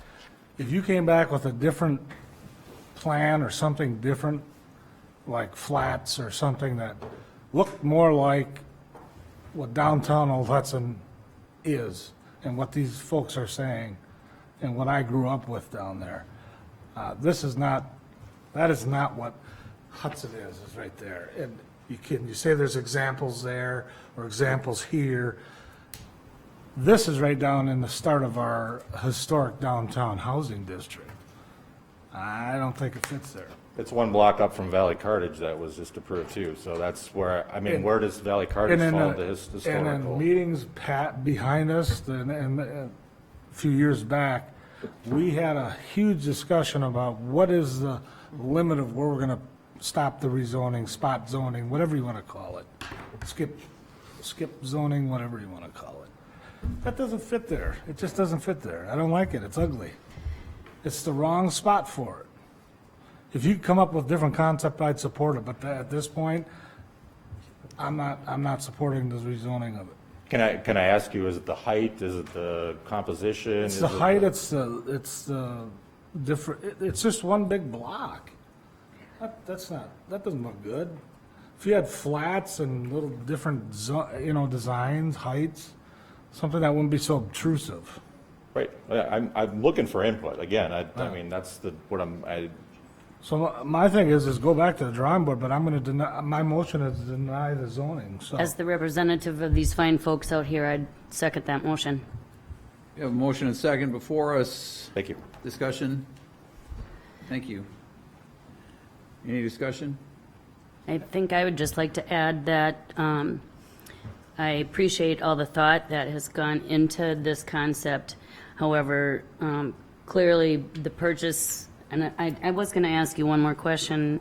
What year you purchased each of these properties? 821 was about 15 years ago, 13 years ago. I lived at 821 2nd Street.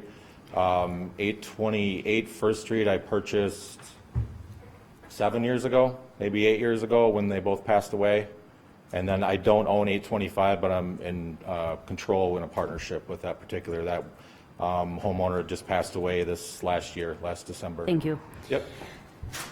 I believe that our planning system is a planning system. We're coming up on a comp plan. I don't think I want to, I think the decisions we make right now that really tie our hands and tie the hands of the comprehensive plan going forward. Decisions made now impact that, and I think that in the comprehensive planning process, we want the world to be open to all possibilities. And if we rezone that right now, before we have that plan written, then we're dictating that. And I want the professionals and all the good thought thinkers and all the good community to come together during that comprehensive plan and having as many options available to them as possible. I don't think it's this place for 6 people to make a decision like that without, when we're right at the cusp of this comprehensive plan. I want to open up the world of possibilities for those planners and let the community come together and have their input. Further discussion? I agree with the planning commission that this should wait until the comprehensive plan is done. And I look at the drawing of the building, and it doesn't fit with the historic district at all. It reminds me of the high school that I went to, which some people might say looked like a prison, but I don't think that this looks like a prison. It just doesn't fit with the historic district. I'd like to add, yes, that some of the points made are well spoken. I think owner-occupied properties lend themselves well to owner maintenance. And I don't know if, we want to turn that into, I don't know. I don't know that that's a good reason for us to rezone. Yeah. Can I make just a couple comments to sort of highlight some other things that came out in the public hearing that I think are valid reasons for denying the rezoning? A decrease in property values, and if you look on the map, it's surrounded by inconsistent zoning and possible incompatible uses.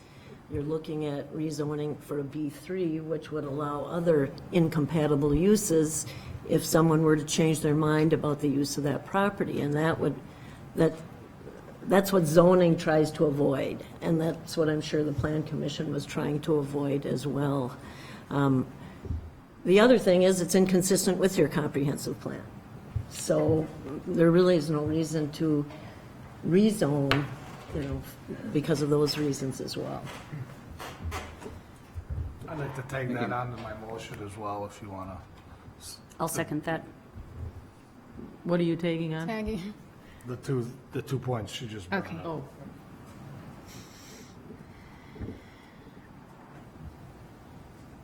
Okay, further discussion?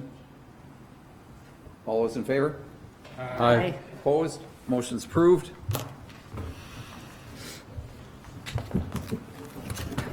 Comments and suggestions from citizens present. This is an opportunity for anybody to come up and make a statement.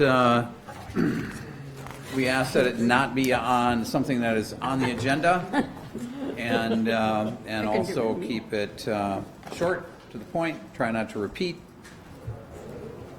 Good evening, I'm Betty Caruso, I live at 1128 3rd Street.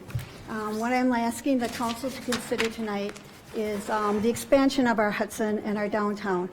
We've had a rush of developers hitting our town from Carmichael and Vine, the dog track, downtown, more for housing on 3rd Street.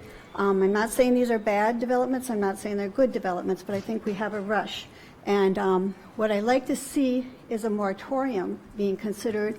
I don't think people understand. They think that this is a revenue stream of taxes, and as levy limits are still in place in Wisconsin, it's not an increase in your taxes. It's a decrease for all of us as taxpayers, but you don't get dime one more because we have these developments. But we have expenses like police. You're going to put in a 300-person event center. You've got police issues. You've got parks issues of mowing. You've got infrastructure. You've got street plowing. You've got all the added expenses when you take in all this additional property that the city is doing, or all this additional development, and no way to generate your money. So at this time, I'm asking that the council consider making a moratorium until you can actually maybe get the governor to get the levy limits off, or look at a way that you can fund the additional costs that are going to happen to the city. We no longer have an ambulance that's city-run. Not saying good decision, bad decision, but I think a lot of it had to do because we were supplementing it with taxes and we can't afford it.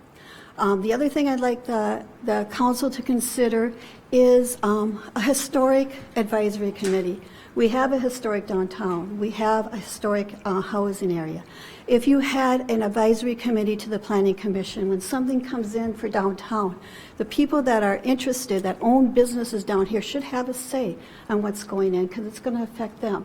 You put traffic of 300 and some cars on the corner there, you're going to have a traffic issue. How is that going to affect people? Well, I can tell you what it did to Stillwater. And the reason they aren't making revenue in Stillwater is because nobody's parking there, because nobody can go there, because you got to go one way in and one way out. You can't go through anymore. It's a decision that affects the city if we don't start looking at this as a whole and in the historic value of our town, because that's why people come here. So I'm sorry, I'm really excited about this, but I think it's a really important thing that maybe you look at a historic advisory committee, and I think you need to look at a moratorium. Thank you. Thanks, Betty. Other comments? Do you have anything to say? Sorry, I thought you were talking for her. No. Michelle Webb, 985 Sherman Lane. I am here on behalf of the Hudson Hot Air Fair. I'm here tonight concerning our proposal we brought to the park board last week, Tuesday, October 2nd, for their art installation of uplift. We presented our idea, and we had approval from the staff, and an agreement was supposed to be prepared for the piece for this winter. Patrick Casanova, the chairman of the park board, gave me permission to read his letter reinforcing the communications between Evie Newbern and the Hudson Hot Air Fair and the city of Hudson.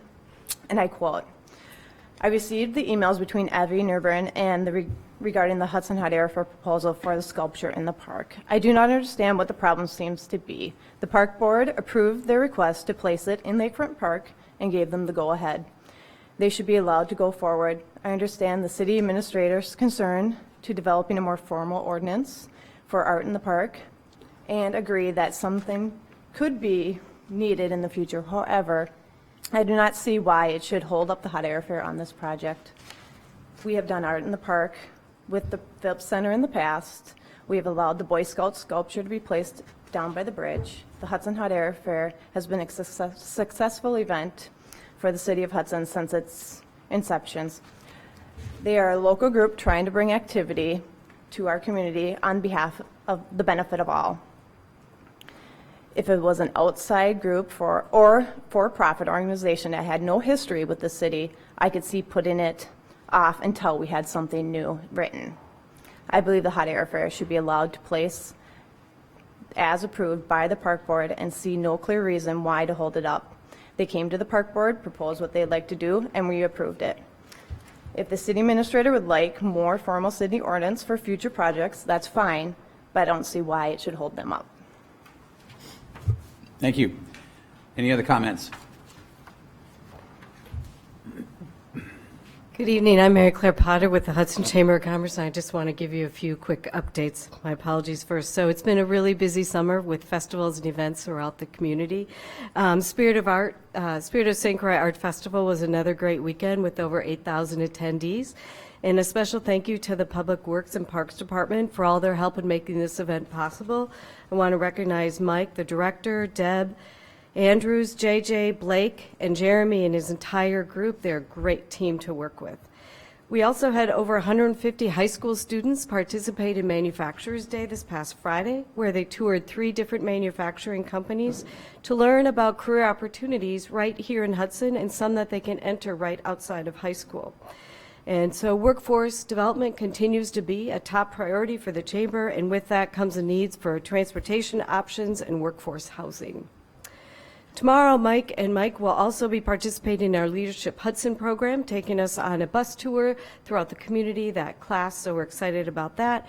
We're pleased that the city administrator is joining our downtown retail restaurant group at our meeting on Wednesday to update us on a number of new things. And we're also in the full planning mode for the 34th annual Christmas Tour of Homes that will be held November 22nd through the 24th, where last year we had over 1,500 people staying in Hudson, not everyone stayed in Hudson, but staying in Hudson, visiting shops and restaurants too.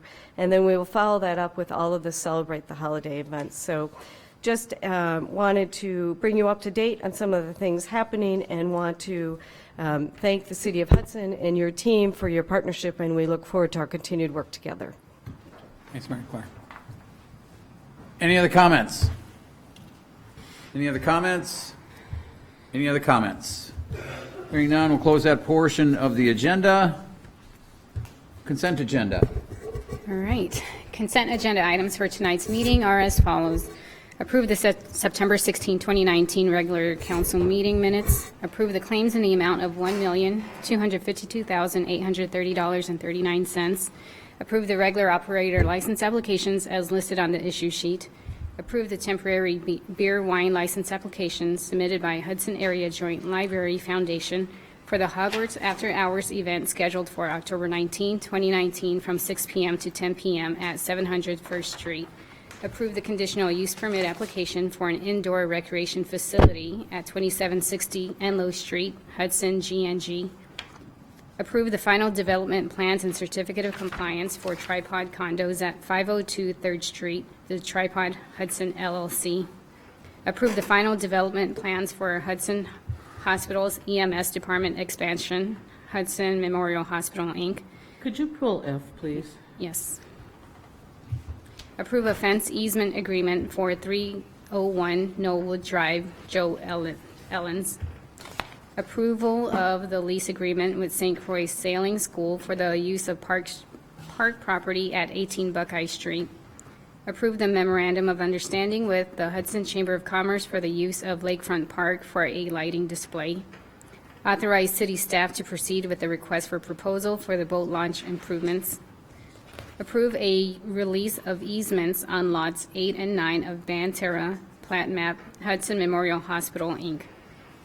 Approve a stormwater management agreement for St. Croix County tax parcels 236-1994-04-000 and 236-1990-01-113 Joe LaVenture. Approve the use of Grandview Park improvement funds for upgrades to the ball fields at Grandview Park. Approve the tax collection agreement with St. Croix County for the 2019 tax year. Approve the fuel bid award to diesel dog companies. Move to approve. Second. Got a motion and second to approve with the exception of F. F? I thought it was G. I thought it was G. No, it was F. I said it during G, but I said please Oh, full F. okay. Oh, Okay. so F, okay. The Now we final have- development plans and certificate of compliance for tripod condos. All right, so, motion, I'm sorry, was there a second as well? Yes, I second it. To approve everything except for item F. Yes. Roll call. Morissette. Yes. Holmes. Yes. DeZiel. Yes. Atkins Hoggett. Yes. Hall. Yes. Motion's approved. Consent agenda is approved. Item F. I just didn't think that we should approve this without some kind of a discussion, and I wanted to ask Kathy, do we have any leeway on this? Yes, hold on, I'm trying to get back to the, iPad's locked up. I need the issue sheet.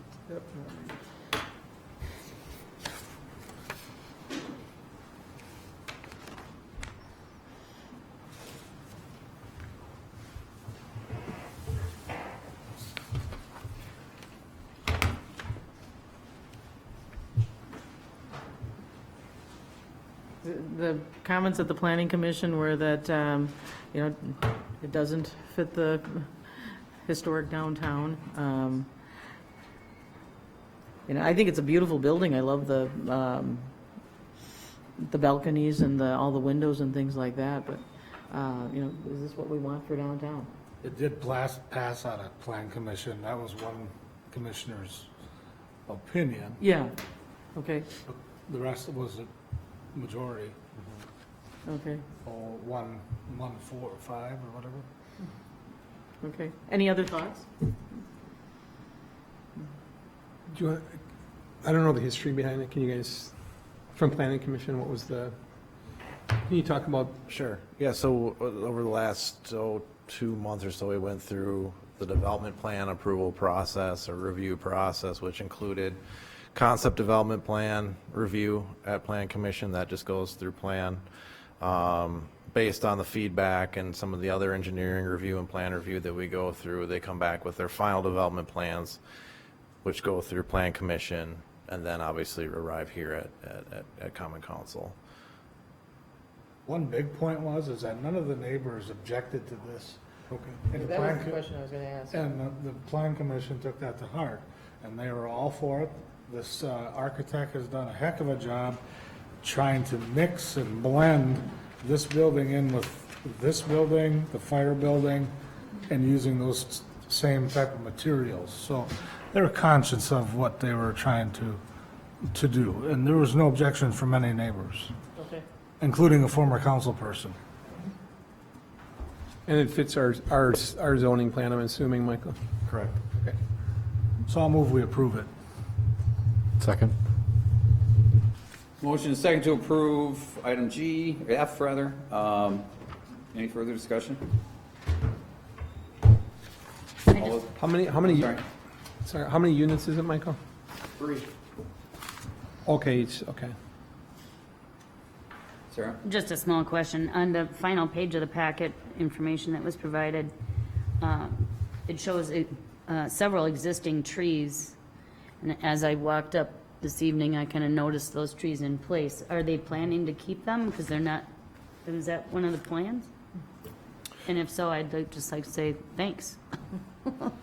Yeah, I think that was a plan. I know Those there's are a couple nice, that are. pretty mature trees. We've and- got a couple that I know are rotted out. There's one in particular, well, I walk by it every day because I park up there, but I know that one's going to need to come down.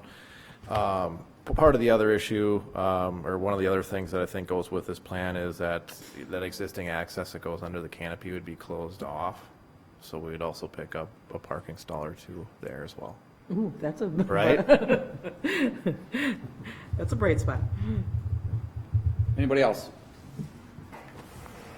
All those in favor? Aye. Opposed? Motion's approved. Discussion and possible action on approving a purchase agreement for 2 ambulances. So we've been working through this, and nothing is ever quite as easy as you'd hope it would be. But we've got pretty much a purchase agreement worked out for actually all 3 ambulances now at this point. So for 2 ambulances, the 2016 and 2018 ambulances, we've been working with Lakeview, and honestly, I was hoping we'd have the agreement ready for you to review, but the legal details and some of the things in there, Kathy wants more time to work out with Lakeview. But the basics are, it would be the 2 ambulances, the 2016 and 2018 ambulances, basically loaded as is with their equipment, onboard medical equipment, and the total price would be for $137,000 to purchase the ambulances and equipment. And then we also, in the process of all this, had another agency come in and look at our 3rd ambulance, which I'm not sure what year that one is, but I believe it's our oldest one. And we have an offer on that ambulance, same situation, ambulance equipment for $30,000, which we think for that age and things like that we were really happy with that proposal. So I guess what we were asking tonight is if you're okay with the details, that we're selling 3 ambulances, 2 to Lakeview, 1 to Glenwood. And then the total would be for the 2 to Lakeview would be $137,000. The 1 to Glenwood would be $30,000. If you're okay with those general details, if we can get approval, we'll let Kathy actually work out the details of the agreement and have that occur. I'll move we approve it contingent on the contract development. Second. Motion second to approve. Discussion? Aaron, what kind of research was done on putting a price on these? So for the all of them, there's a company out of where was it? There's a company that specializes in reselling ambulances, and so they were provided with the details on each of the ambulances, the type, the mileage, the equipment, that sort of thing. And I do have the name somewhere. It literally is like ambulancesforSaleOnline.com or something like that. But it's what they do, and it's where a number of cities actually rebuy used ambulances from. So we felt real comfortable with a third party providing us with that information. Thank you. Just a couple of clarifications. The sale of ambulances to Lakeview includes the equipment that's on the ambulances and some other separate equipment that they have expressed interest in buying. So, I mean, the total totals the amount that Aaron gave you, but it does include some separate equipment. And we need to do get some things worked out on some of the prior inspections of the ambulances and so forth. And Lakeview has some, I just haven't heard back from them on a few things. Are those items that are just sort of nominal? Yeah, I think, well, certainly we're in agreement on the basics that Aaron described. Yeah, they're not big pieces of the third-party equipment aren't big. The biggest things No. are what's in the vehicle. Thank you. Yes, 77,000 for the ambulances, 60,000 for the vehicle equipment, and then, yeah. And the website is ambulancetrader.com or ambulancesales.com. Apparently it's the same company. They have I'll 2 go check it websites. out. Yeah. My spare time. And they're the largest online ambulance sale company in the U.S. and Canada. So we figured we'd trust their numbers. Anybody else? Just a thought in terms of if this goes through, where do those funds go to?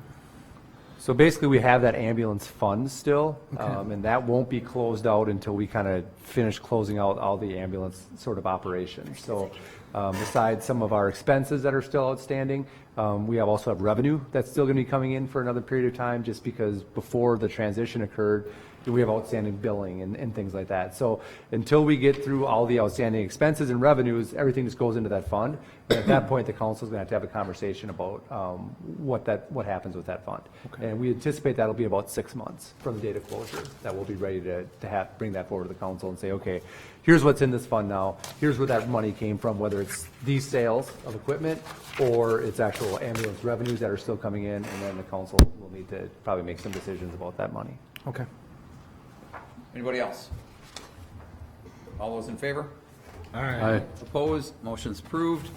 Discussion and possible action on approving Resolution 18-19 for the partial release of utility easements located at Lot 12, St. Croix Meadows, Plat St. Croix Meadows redevelopment site. Back again. Good thing is the next, 8 items are mine, I think. So this, the next 3 items, A, B, and C, we can bundle together because they're kind of all interrelated. So Lot 12 of the St. Croix Meadows development, so the southeast corner, which we recently, or the council the last meeting approved the final plat for, or conditionally approved the final plat for Park Place. The easements and the utility easements located that were platted as part of the original plat do not line up with where the infrastructure wants to be as part of the new plat. So with that, we have to partially discontinue to make sure that where the actual infrastructure is planned to go, that we have the easements in place to accommodate that. So the first step there is the partial discontinuance. To do that, it requires action by resolution. The next item gets into the action on new utility easements. And then finally, a letter to the Wisconsin Department of Administration, which basically says, well, the state doesn't like to approve plats that don't have public road access or road access at all. So we have a letter which we have platted the outlot as a road to be potentially dedicated to the public, or will be dedicated to the public, sorry. And that letter states that. So basically, we're getting all the easements cleaned up and then stating that there will be public access, roadway access to this development project. I'll move to suspend the rules. Second. Motion and second to suspend the rules. Roll call. Morissette. Yes. Helm. Yes. DeZiel. Yes. Atkins Hoggett. Yes. Hall. Yes. Motion's approved. Rules are suspended. Move to adopt Resolution 18-19. Second. Motion and second to adopt. Discussion. All those in favor? Aye. What was that? No, we didn't need a roll call on that. Motion's approved. Discussion and possible action on new utility easements to be located at Lot 12, St. Croix Meadows, Plat St. Croix Meadows redevelopment site. The new easements. This is just a voice vote. Doesn't need to be a resolution. Move to approve new utility easements, Lot 12, St. Croix Meadows plat. Second. Motion and second to approve. Any discussion? All those in favor? Aye. Opposed? Motion's approved. Discussion and possible action on a letter to the Wisconsin Department of Administration relating to the public street access to Park Place Village. Just basically saying that there will be public street access to Park Place. Move to direct the staff to write such letter to the Department of Administration relating public street access to Park Place Village. Second. Motion second. Discussion. All those in favor? Aye. Opposed? Motion's approved. Discussion and possible action regarding a conditional use permit application for Bella Rose, previously known as the Carmichael and Vine Development Master Development Plan related to the City of Hudson Municipal Code, Section 255-15, Planned Residential Development, Hearth Development LLC. It has a name now. So it was Vine and Carmichael, is now Bella Rose. In the conditional use permit staff report or issue sheet, you'll find basically the objectives for the PRD3 zoning district. And this is the final step, is the final master plan CUP. So as we went through all of the discussions and conversation with the public, this is ultimately the document we came out with, and it includes all things like the dimensional standards, so setbacks, things like that. For the single-family, remember, there's 43 single-family lots on the property, 2 lots, each with one 110-unit apartment building on it, as well as 5 commercial lots that align or abut Carmichael Road. So you have your setbacks for all of the different uses in there. You have architectural standards, which includes landscaping, parking, loading, exterior storage, signage, street orientation of buildings, taking a strong look at primary facades. A lot of those buildings, with the way the roads transect the parcel, you'll have buildings that have what effectively is 2 primary facades, right? So instead of it, we don't want a situation where the backside of the commercial buildings are looking like the backside of a traditional commercial building. We want to look at 4-sided architecture. Scale and articulation, a lot of conversation we had in some of the meetings that revolved around height of buildings, things like that, trying to articulate heights, make things more visually interesting. Awnings, exterior colors, open space, parkland, parking requirements. You'll note on the final master plan is an area just to the west side of the northernmost apartment complex, or apartment building, sorry. You'll see an area with about 40-odd stalls that is penciled in yellow. In working with the applicant, we kind of felt like the site might be a little overparked, but we also wanted to be able to reserve the ability to have additional parking space if so warranted and when the demand was there. What this does is basically it provides a space, but also keeps us to have, it allows us to have some more green space on the site that wouldn't otherwise be there or be covered up with parking. With that, public hearing was held at the last Plan Commission meeting, and we had 2 comments, or 1 comment, and that was pertaining to buffering along the western property line. We've since addressed that where, wherever at all possible, we include or feasible at least a 4-foot buffer with additional landscaping. But it's not in this. No, this doesn't have the grading plan, but it is in the CUP, the written document. Okay. I'll move we approve. Second. Motion second to approve. Discussion. All those in favor? Aye. Opposed? Motion's approved. Discussion possible action on the final plan for Bella Rose, previously known as Carmichael and Vine Development. Are we going to stop doing that? Well, previously known we wanted to make sure people were aware of what it was. It's a brand new name for people to digest, right? So, located at St. Croix County, tax parcels 236-2071-00-000 and 236-2071-01-000 Heart Development LLC.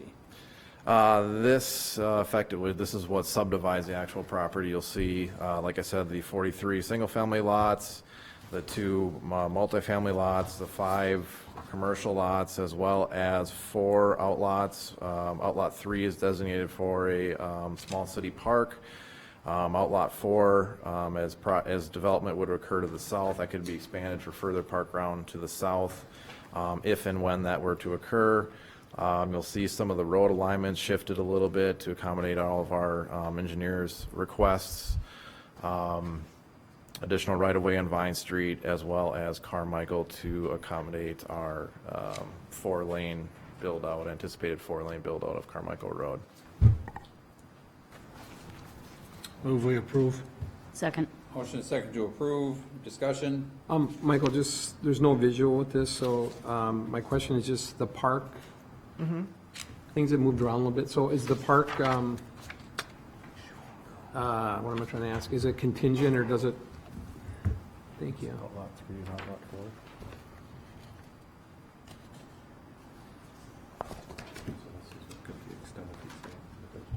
Oh, gotcha. So I'm just trying to figure out if you can walk from the apartments right to the park without having to. I remember we talked about not cutting through those single-family homes, and I think it's a green space originally, so I just want to make sure it's still there. Yep. Okay. And the park board would go, once it gets dedicated, the park board will go through a master planning process and identify what uses to put in there. Yep. comment? Randy, can you add subject to the conditions in the issue sheet to your motion?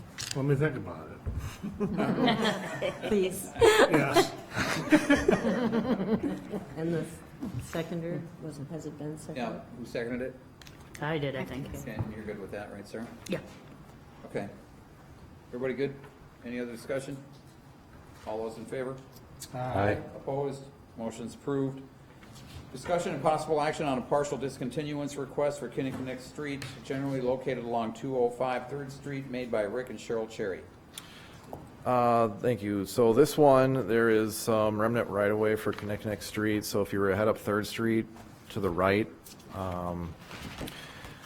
the applicant is desirous of acquiring this portion of, I think it's 23-ish feet, 29 feet of the total 58 feet of dedicated right-of-way. So it's this old right-of-way that's sitting there that we don't necessarily have a use for. So the applicants or the abutting owner is requesting to acquire the 29 feet. There's two processes that are defined statutorily for how this could move forward. The first one is which is what staff is recommending is discontinuance by city council. So you're directing staff to prepare the resolution that we would introduce at the next meeting or at a meeting, that it is in the best interest of the public to discontinue the right-of-way and begin a vacation process. And the other process is a discontinuation by petition.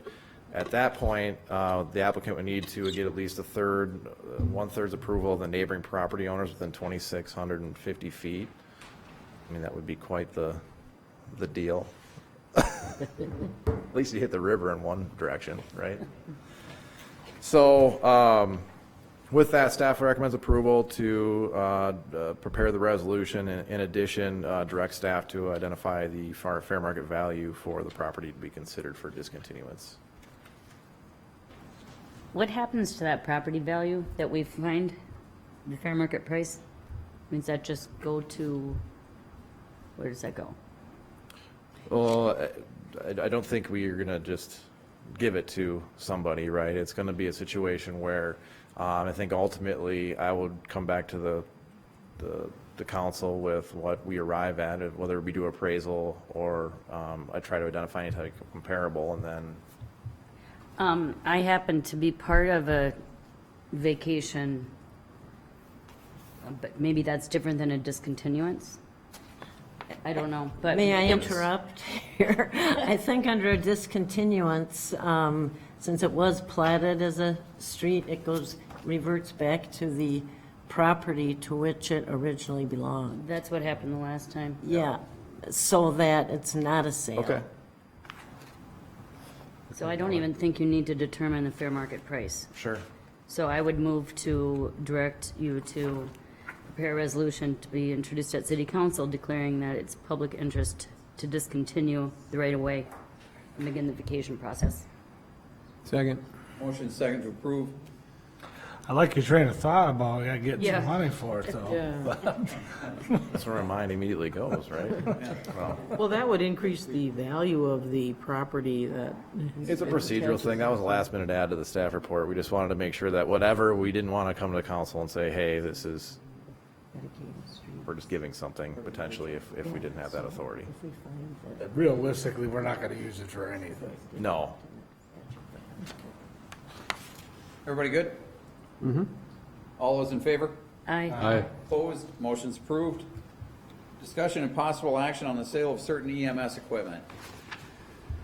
I'm going to keep standing here because Stay there. Yeah, that's a good fix. So just real quick, we do have some smaller pieces of equipment left. What Scott did was work with our neighboring agencies to see if anybody wanted the equipment. So any equipment that was identified by our neighboring agencies that they wanted, they put an offer in. This is what we're proposing. And then not mentioned here, but everything else that's left, we're going to put on a public auction site to disperse of. So that's what we're looking for approval tonight, is to sell the equipment listed here for the prices listed, and then also approve the liquidation of the rest of the property through a public auction site. Because we don't know that it has much value whatsoever, but we're going to try. Is there a motion? So moved. Second. Motion and second to approve. Discussion? My question is just to be for Scott. Does Hudson Fire, could Hudson Fire use any of this, or do you guys have this, or have no need for this, or? We identified a few odds and ends that we've kept, like radios and that, but with this stuff at this time, no. Okay. So that's why we've talked to the neighboring cities, and they had some interest in, but yeah, we really don't have use for it right now. And that would even be for like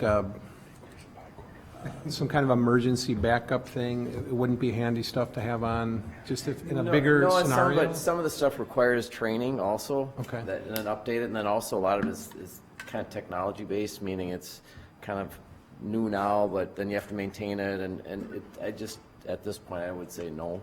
Okay. They'd be much better used by the neighbors. Okay. Anybody else? All those in favor? Aye. Opposed? Motion's approved. Discussion and possible action on a pre-development agreement for a parking and event center at 630 and 605 2nd Street, Willow River Properties LP. Thank you. So this one, obviously, we had a presentation, or heard a presentation from Mr. Borgland earlier, hours ago. And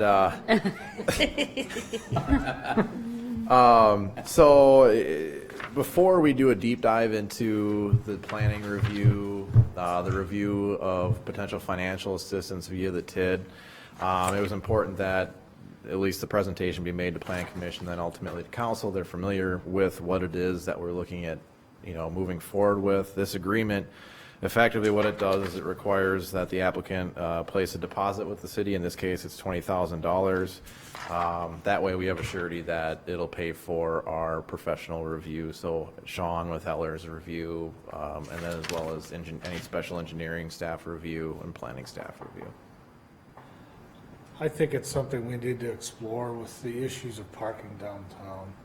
So I would move that we approve the development agreement. Scott said pre. I'll second it. Motion second to approve. Discussion? I'd like to voice some ideas to the contrary of the motion. My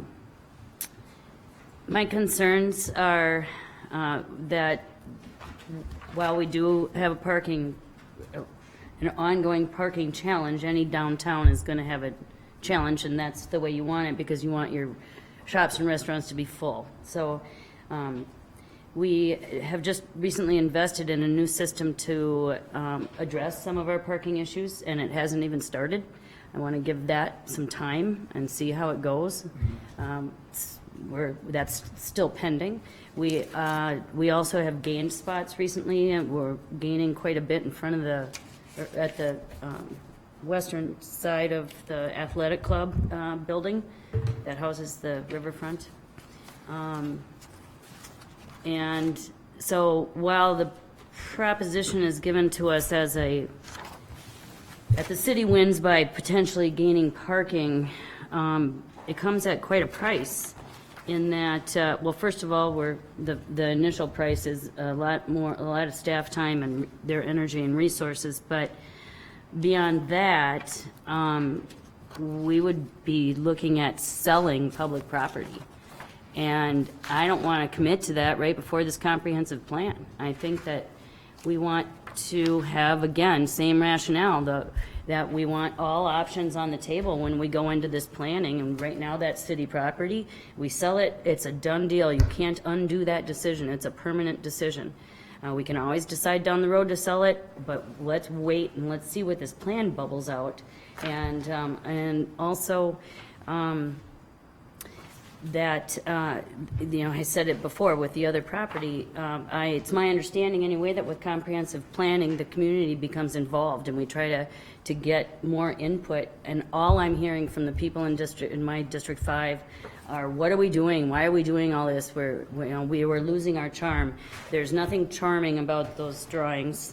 It doesn't fit in with the scale and the style of the rest of our architecture. And we don't know the extent of our current parking problem because our new system that we just invested $300 or some $1,000 in hasn't even started. Mm-hmm. I don't see why, the biggest thing to me is the sale of public property. Now, that's ours, and once sold, we can't ever get it back. Mike, can you help me understand the parameters of a pre-development agreement? What does that mean? What does that lock us into? What does that not lock us into? It doesn't guarantee approval of a project. Okay. I'll say that. But what it does do is, it's kind of unfair for me to to tell you exactly, I mean, there's going to be a lot of process here, right, that we'd have to define, right? Because you're talking about sale of public property, you're talking about comp plan amendments, you're talking about rezonings, you're talking about development plans, variances, maybe discontinuation. Maybe I can get some money out of it this time before Kathy.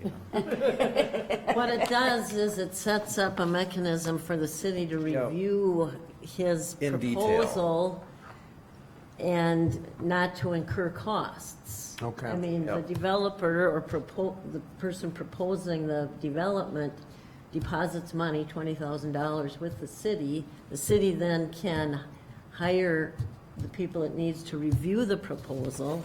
It specifically states it does not commit obligate the city to approve the developer's development or to approve any financial assistance tools such as TID funding.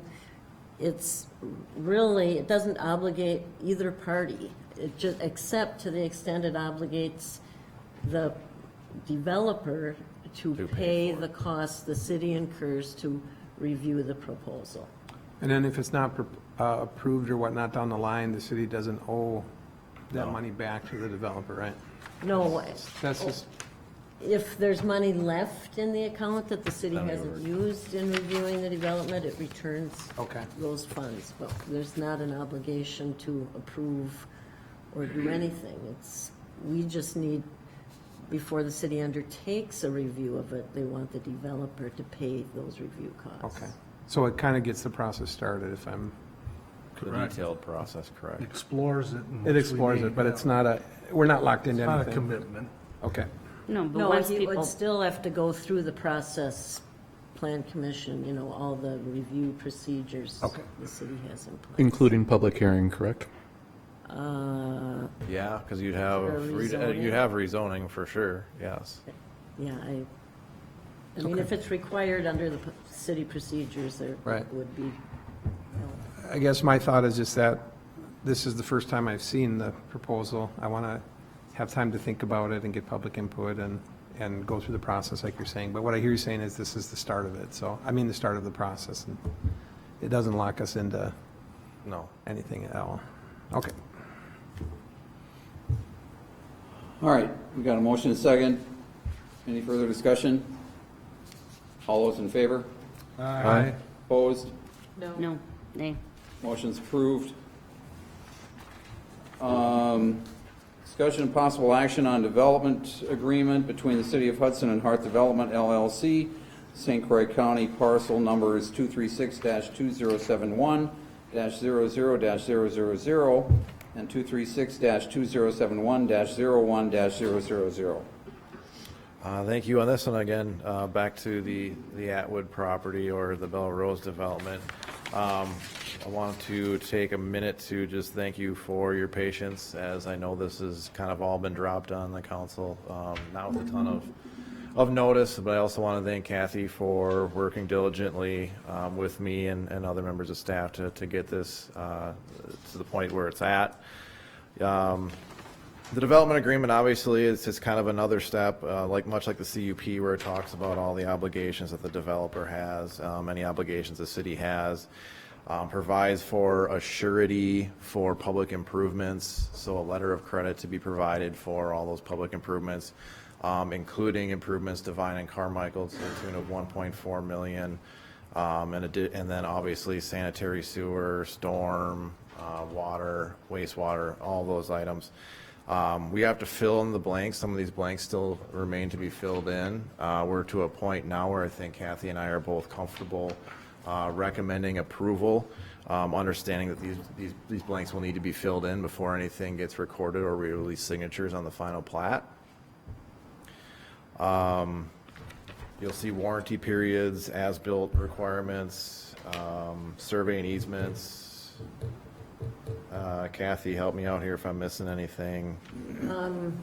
Well, Paying yeah, for there's all of the design of, remember we settled on that the developer, as part of this agreement, the developer is going to pay the city will actually have our consultants design the improvements to Vine and Carmichael, whereas in the past, a lot of those projects, the developers, engineers have been designing them and we've been inspecting. In this scenario, because Vine and Carmichael are such important corridors, we'll control that entire process. They will construct it, but we will inspect it, and we get to design it. So that's a positive. So does that address the concerns and the issues of all of the public safety and crossings up there? That you will ultimately have that control once we get those reports? The design. So the initial design, obviously, remember the initial improvements to Vine and Carmichael aren't the end all be all to it, right? So we're also running that parallel process of the improvements to Vine and Carmichael, which we should have within the next month. I think this week, Thursday, we're actually talking internally about their initial concept for the total build out. The idea is we don't want the developer designing something that we're just going to have to tear out in a year and rebuild because we're going to expand the road. So all that in mind and running these parallel processes, I think we've got it addressed. Okay. Yeah, we've agreed on most things. Well, I think just about everything. A few things have come up in the last day that we still need to review, and we still need to get the surety from the finance company. The developer needs to purchase the property. So those steps need to be taken. But the agreement in substance and pretty much, I don't expect there to be much change in the language. Some of the exhibits we still have to get, like the surety and so forth. How about we accept the development agreement between the City of Hudson and Hearth Development or Bella Rosa? With Atwood Properties LLC. That. With conditions as stated. Maybe, right? We don't know the. Yeah, that's in flux a little bit. Second. Motion and second. Further discussion? All those in favor? Aye. Opposed? Motion's approved. Discussion and possible action on development agreement between the City of Hudson and...